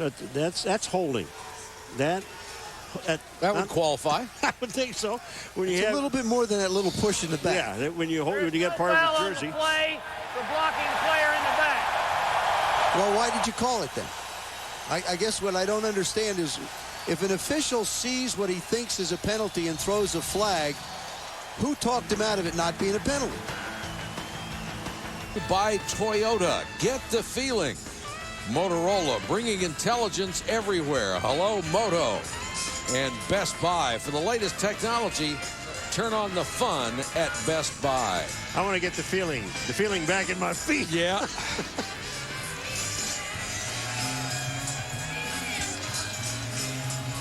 Yes, it is. Yeah. And he needs a new thermometer. It's not 20 degrees. It's 20 degrees here in September. Guy just killed that thing that was on his head. Oh, look at that. Uh-oh. Yeah. So because that penalty was wiped out, The big return counts, and the Packers start from their 46. Blitz coming. Fisher out of the backfield. Nice move. 9 yards. Brett Favre has used his athletic ability and creativity to make plays. Here he scrambles to the right, comes on back, doesn't like what he sees, and I think only he can do that. Throws it back across the field. Robert Ferguson goes up, makes a great catch, and why not finish it off with a touchdown in the end zone? Brett Favre being Brett Favre. 7 out of 9, second half, after 2/3 of his passes were completed in the first half. Hovan, nice penetration and a solid tackle as Tony Fisher couldn't get outside. Hovan, not only does he make the tackle, but he gives you a couple push-ups after it's over with, just to let you know that he's loose and ready to go. 99, Chris Hovan. Look at this play. Boom, makes the tackle, then he does a couple push-ups. Head on, 1, 2, 3, 4, 5, 6. Here's a young guy only in his 3rd year. He says, I love and respect the game. Not to play hard every play would be an insult to the guys who played before me. One of the things he also said yesterday was it's a privilege to play here at Lambeau. Yep. So I don't know how many guys appreciate it as much as I do. He gives it a tremendous effort. Favre over the middle. What a catch by Driver. Holy cow. Low and behind him, and he caught it. And the Minnesota Vikings defensive line, including Chris Hovan, are saying no catch. Look at Favre's trying to line it up quick, and the little red hanky is on the field right away. Oh, he's got his hand under that, though. Oh, this is a catch. This is a catch, folks. Look at this. Watch Donald Driver. Watch him get his hands underneath the ball. The ball is up in the air. He's got it. Wow. That's a catch. Man, is that a catch. Remarkable. And what caused Mike Tice to make the decision so quickly was Brett Favre got everybody lined up at the line of scrimmage. It is absolutely amazing the way these guys are hanging on to the football. And he would have had a lot more yards and another catch had there not been an illegal procedure against the Packers. Packers need 2 scores, 11:50 to get them. Fisher hit in the backfield and dragged down for a big loss. Nick Rogers, the rookie out of Georgia Tech, who was a defensive end in college.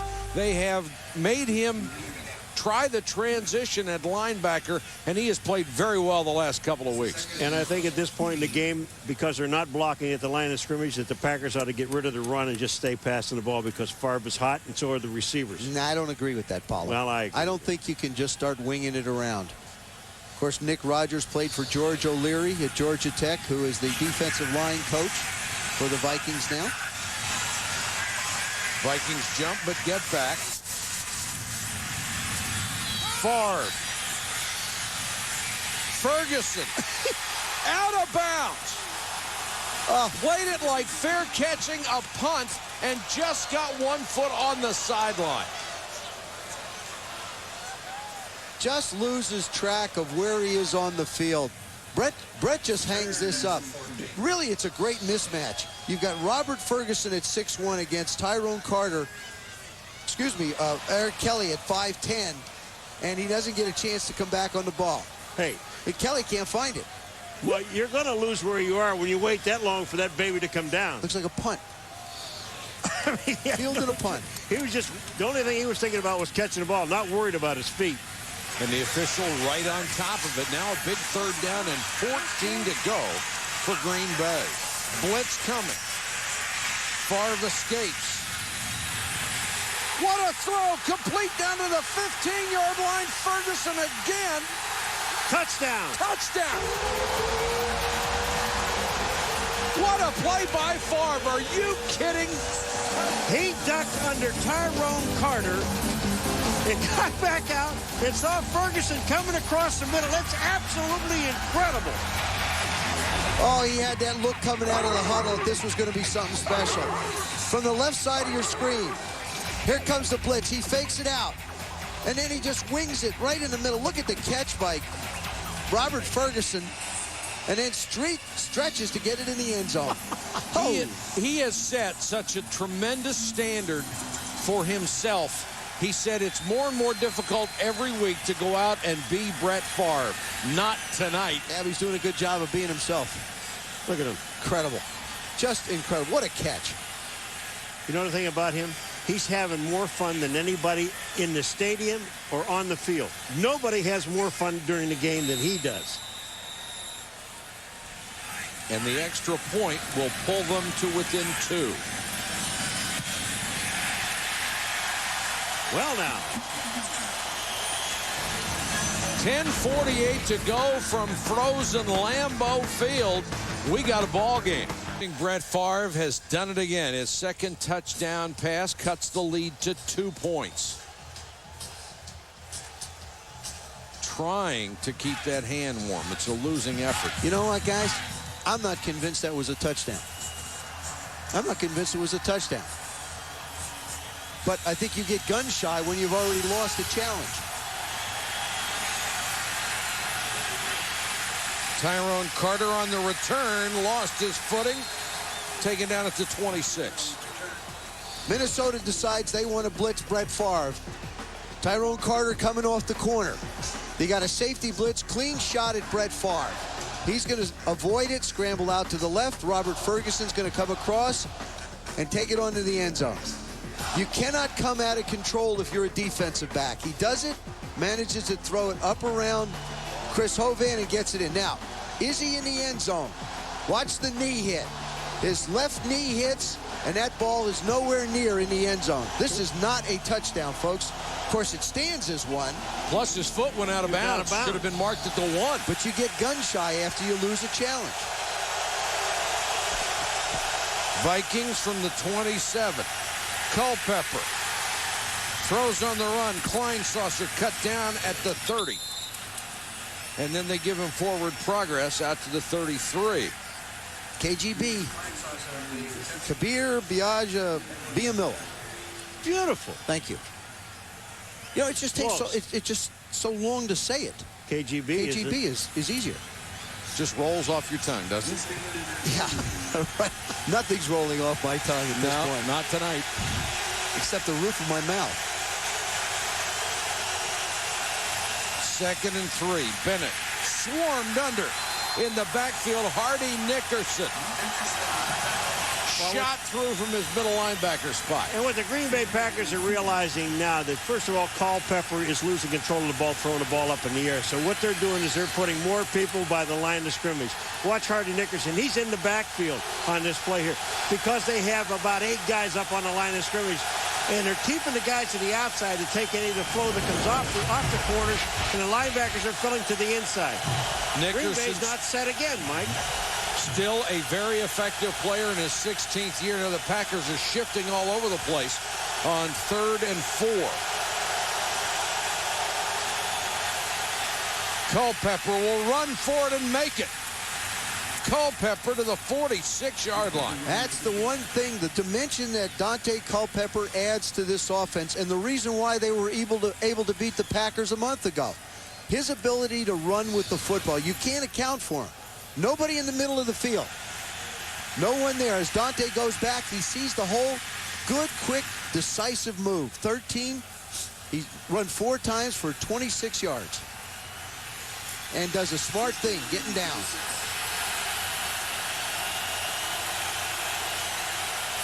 A 100 yards in the air, 26 on the ground for Culpepper.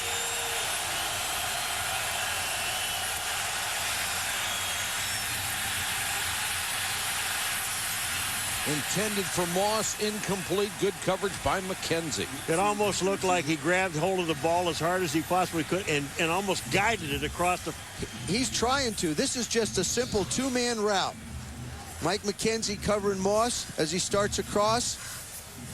This ball here is just way out too far. Nate Wayne in the way as well. Great anticipation by McKenzie. He ran the route and made the cut quicker than Moss did. That ball was on target. McKenzie would have had at least had a chance to intercept it. Stuck on 3 catches. And this is the place where the Vikings have chosen to run the football. And they do it again with Bennett, and the Packers choose to come up and stuff it. Todd McBride from the corner.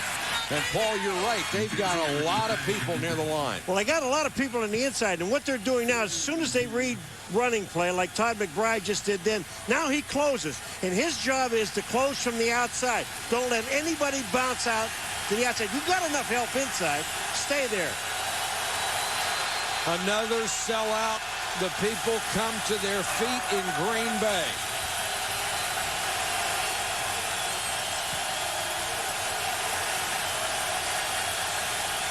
Third and 10 for Culpepper.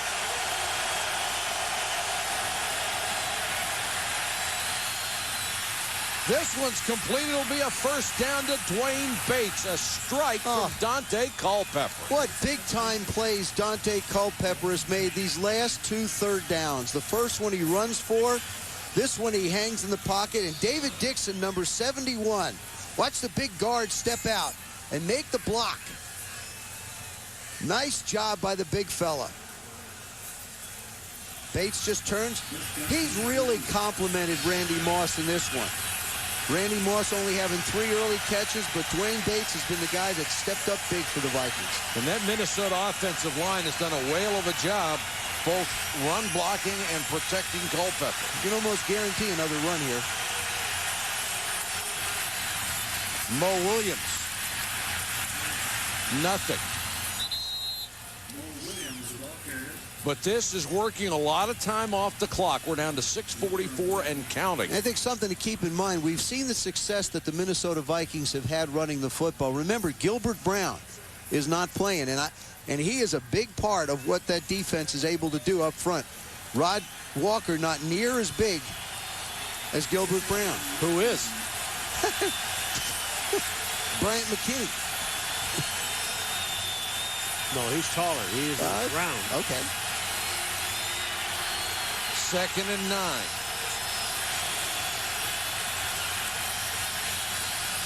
Four-man rush. Now some pressure, and Culpepper gets to the 38-yard line, back at the line of scrimmage.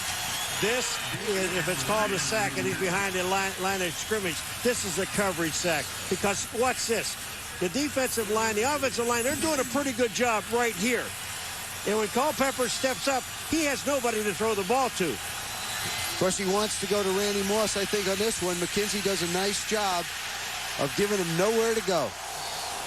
McKenzie, a third-round draft choice out of Memphis 4 years ago. Another big third down for the Vikings.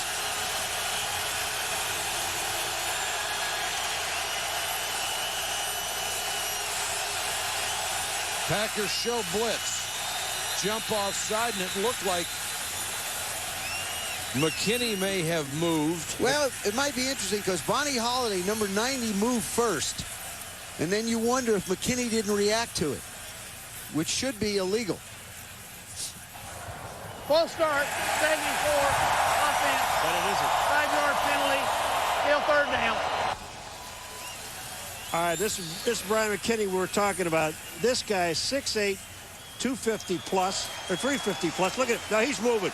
But, you know, that's what Joe was talking about earlier. They've got him in a two-point stance. And whether you're in a two-point stance or three-point stance, once you get set, you can't move anything. Well, once he starts leaning, he's not going to stop either. I like what the Packers did on that third down play. They lined up as if they were going to blitz, and I think that's the one thing that they should do here. Don't be afraid to blitz this guy. 3rd and 15. Here they come. Delayed blitz, they go with a screen. And Bennett taken down on a brilliant tackle. Niall Diggs saved the day. They had blockers in front. If he doesn't get Bennett, look out. Well, they had, it looked like a double screen going on. Bonnie Holiday gets pressure. He is number 90. Here he comes to the outside and the inside. He gets the pressure. And then Diggs. Watch number 59 make this play.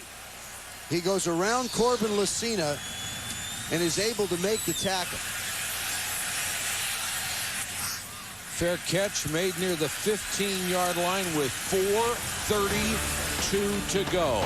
Brett Favre is the master. Can he do it again? His team is down by Green Bay. 4:32 to go in the ball game. Brett Favre has done it so many times before. 23 game-winning drives in the fourth quarter or overtime. 20 have come here at Lambeau Field. He has another opportunity right now. A field goal gives them the lead.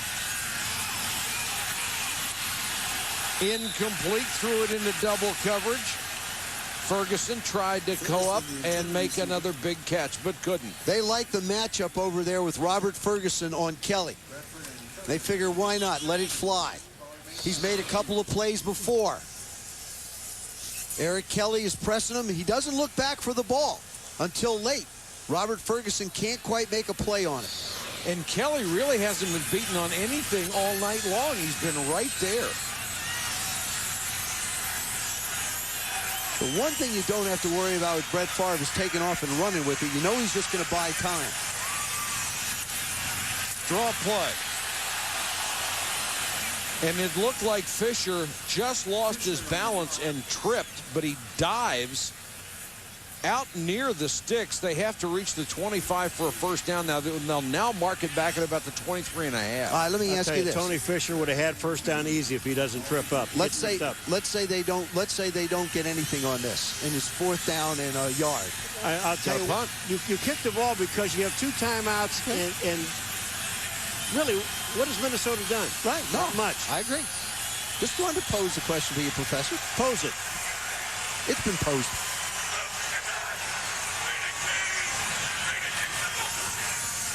Favre wants to throw on 3rd and short and has the first down. Javon Walker, the rookie, with a big catch in front of Brian Williams. Well, why shouldn't the rookie make a great catch? Everybody else has been making a great catch. That's why he's been brought in here. Brett Favre cuts this one loose. He doesn't have a problem holding on to the football. You're right, Paul. He comes over the top, and it's a rocket ship. Javon Walker was a running back in high school. Was drafted by the Florida Marlins to play baseball. Back and forth for 3 years doing that.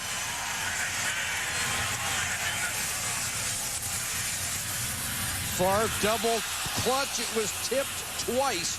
Intended for Fisher and falls harmlessly incomplete. I think he could have got it to him the first time without double pumping.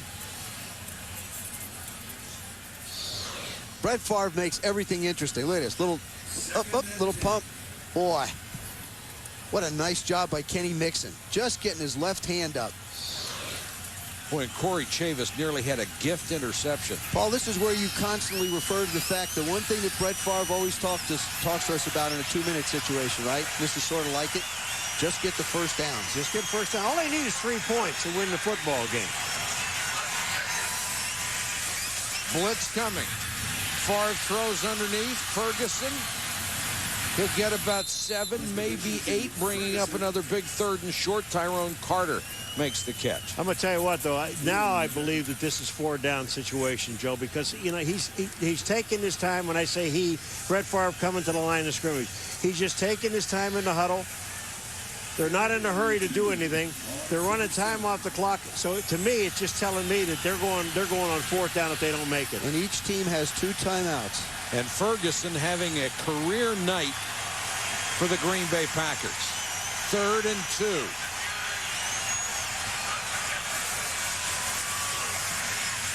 Favre throws long. Sharper. There's a flag. Intercepted. Now we'll check the penalty. It would be Sharper's 3rd pick of the year.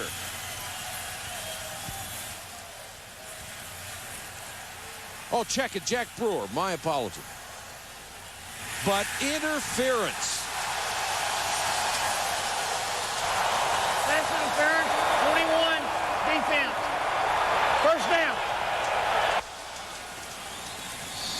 Corey Chavis, number 21 on Donald Driver.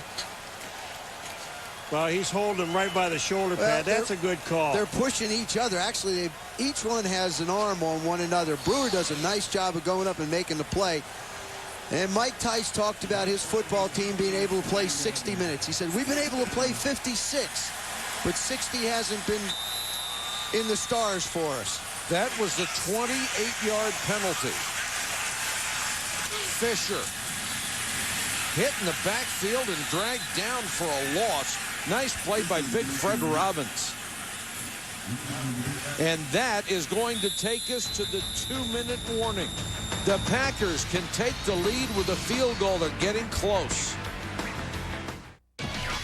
Tonight on SportsCenter, Tigers talking Augusta. I don't run that. It's 2. The Packers going for a field goal, perhaps, and a 1-point lead. But right now, Brett Favre is thinking touchdown.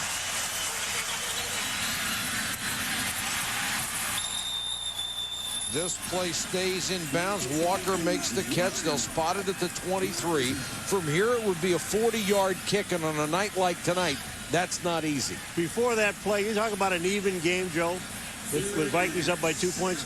They each have 300 yards of total offense. Yeah, and one missed extra point is the difference between winning and losing, and it's haunted the Minnesota Vikings. Their special teams has killed them all year. 3rd and 8.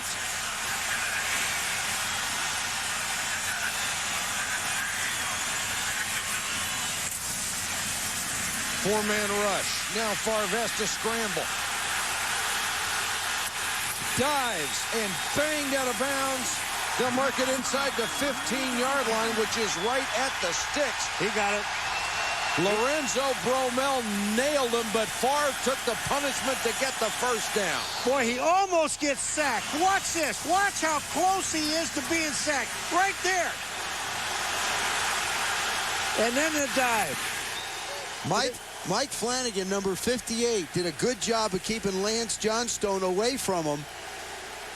And Mike Flanagan has said every time Brett gets hit, he takes it personal. So he's not going to let anything happen to him. That time he got hit close to the sidelines. And how athletic is Flanagan? He was the starting center, had to move out to left tackle because of injuries. Play clock is going to wind down. The Packers have to use their second timeout. 1:11 to go from Lambeau Field. Can Brett Favre do it again?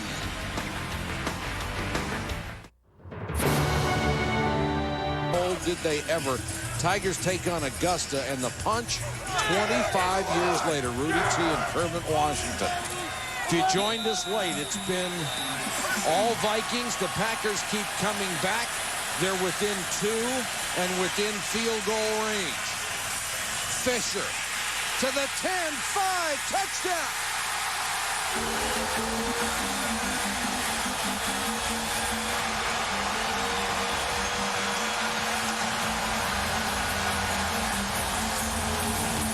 And now they will go for 2.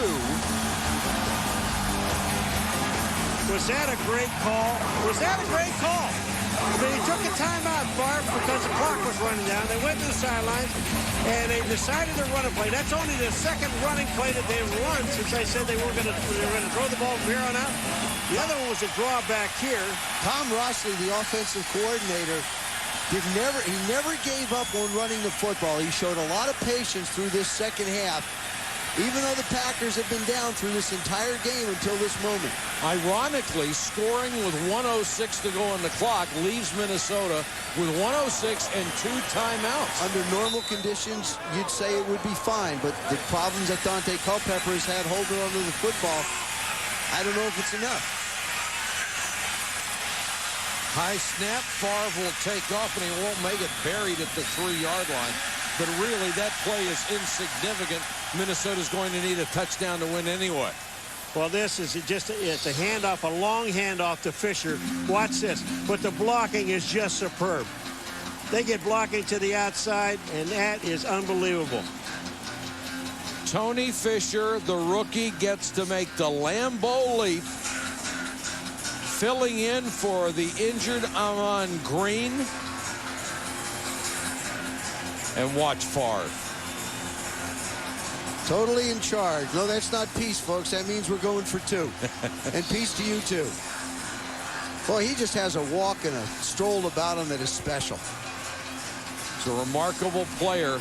Tony Fisher talked about playing at the University of Notre Dame and what a great experience it was with a storied tradition, and now coming here with the Packers and having that same type of a feeling, and then being able to leap into the stands with the Lambeau leap. He gets the best of both worlds, doesn't he? He really does. He said he thought he graduated in May, but the toughest part of this game has been the mental part. He's continuing to study and been a good student at it.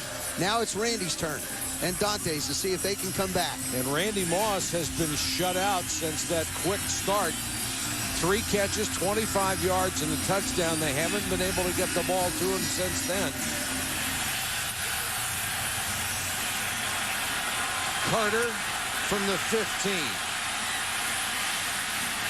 taken down to the 34.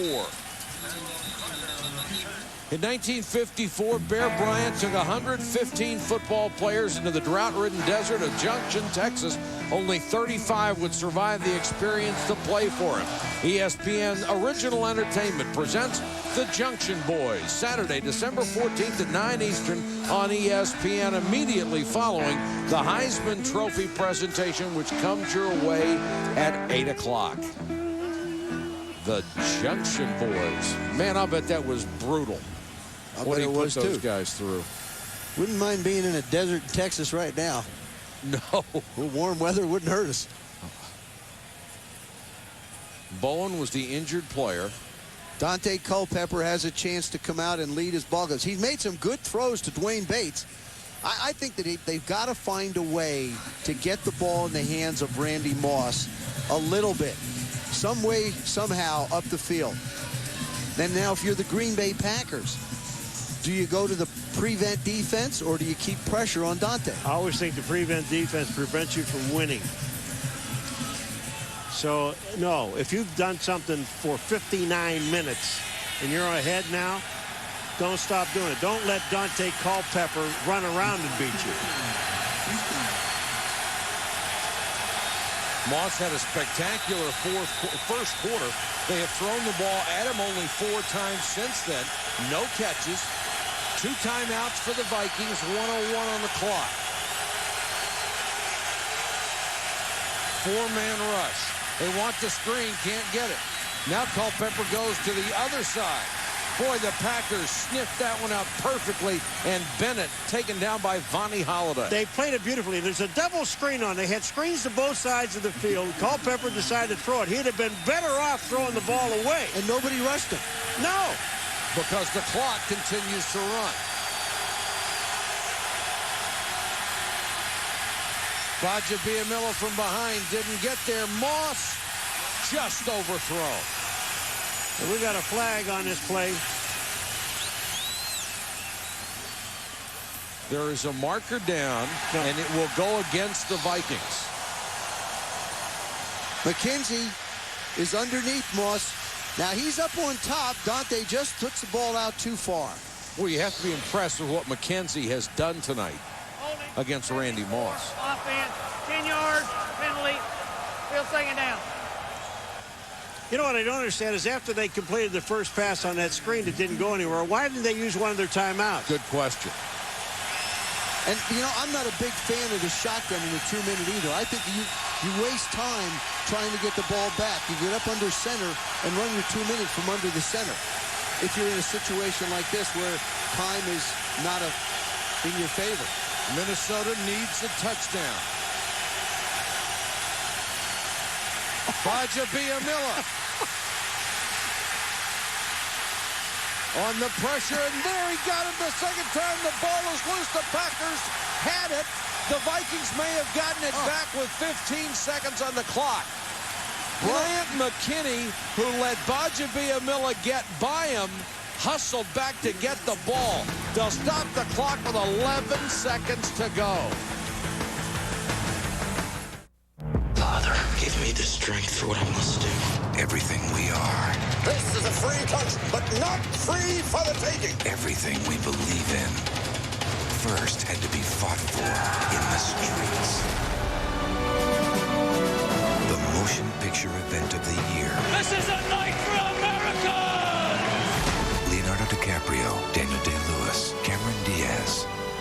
Gangs of New York. Rated R. In theaters nationwide Friday, December 20th.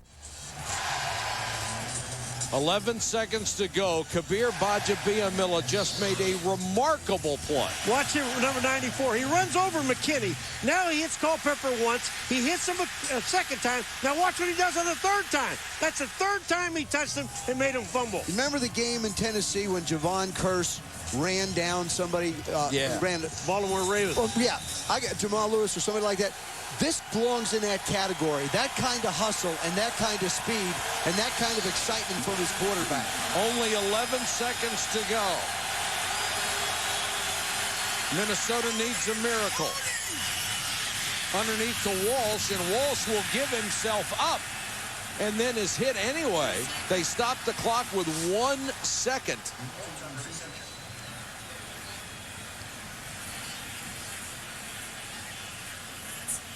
The Vikings were a problem for Brett Favre, and for about 56 minutes tonight, they were still a problem for him.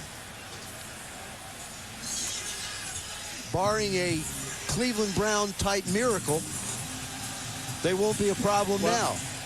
And certainly, given time, Culpepper will have no problem reaching the end zone with a Hail Mary. Well, when you think about what Tampa Bay did today, what Philadelphia did today, if you want home field advantage, you have to keep pace with them. I said tonight, the big dog, Brett Favre, 2 things he wanted to do was revenge and get home field advantage for his football team. They know, the Green Bay Packers know that they have to win out to even have a chance to get home field advantage. Exactly. And I'll tell you what, he's getting some revenge. He got it tonight. Had a wonderful, wonderful second half. And now the Vikings down to their last play. Hovan urging them on. Well, what happened on that last play is which I don't like, is the fact that the Packers only rushed 2 guys. In the middle, the tackle in the middle was playing as a spy at the line of scrimmage. Now they have a 3-man rush again. And you've got the defensive backs lined up at the 10-yard line. I don't think Dante can throw it that far. 3 guys deep. Pressure. No, he can't. And it's intercepted by Darren Sharper. And Sharper's going to try to run it back. He needs to get on the ground. The game is over. He wants a touchdown. Sharper runs into his own man and goes down at the 17-yard line. That's the ball game. The Green Bay Packers have beaten the Minnesota Vikings, and now we have a fight.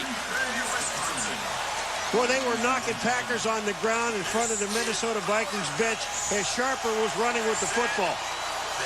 Chris Hovan and Mike McKenzie were joined before this all broke loose. And the coach is in there trying to break it up.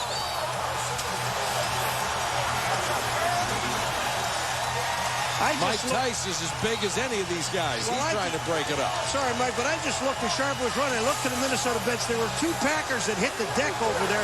Somebody had knocked him off the bench and knocked him down. Well, if they came off the bench and hit somebody, there will be a huge fine, and you would guess a suspension. Hey, Chris Hovan. Don't go in those stands, man. Yep. There's what happens there. That's Kleinsaucer. Comes off and whacks Anderson. And, you know, then look at Tice is in the middle of all that thing trying to break this thing up. An ugly scene at the end of the game, but a marvelous performance by the Green Bay Packers to come from behind and beat the Minnesota Vikings 26-22. They go to 10-3. The final, the Packers 26, the Vikings 22. For Joe Theismann, Paul McGuire, Susie Colbert, our entire ESPN crew, this is Mike Patrick saying goodnight from Lambeau. This has been a presentation of ESPN. ESPN, thank you for watching this presentation of the National Football League.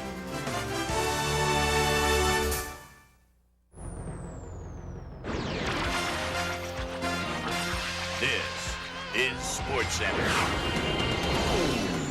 Broken promises. The Bucs refuse to be victimized.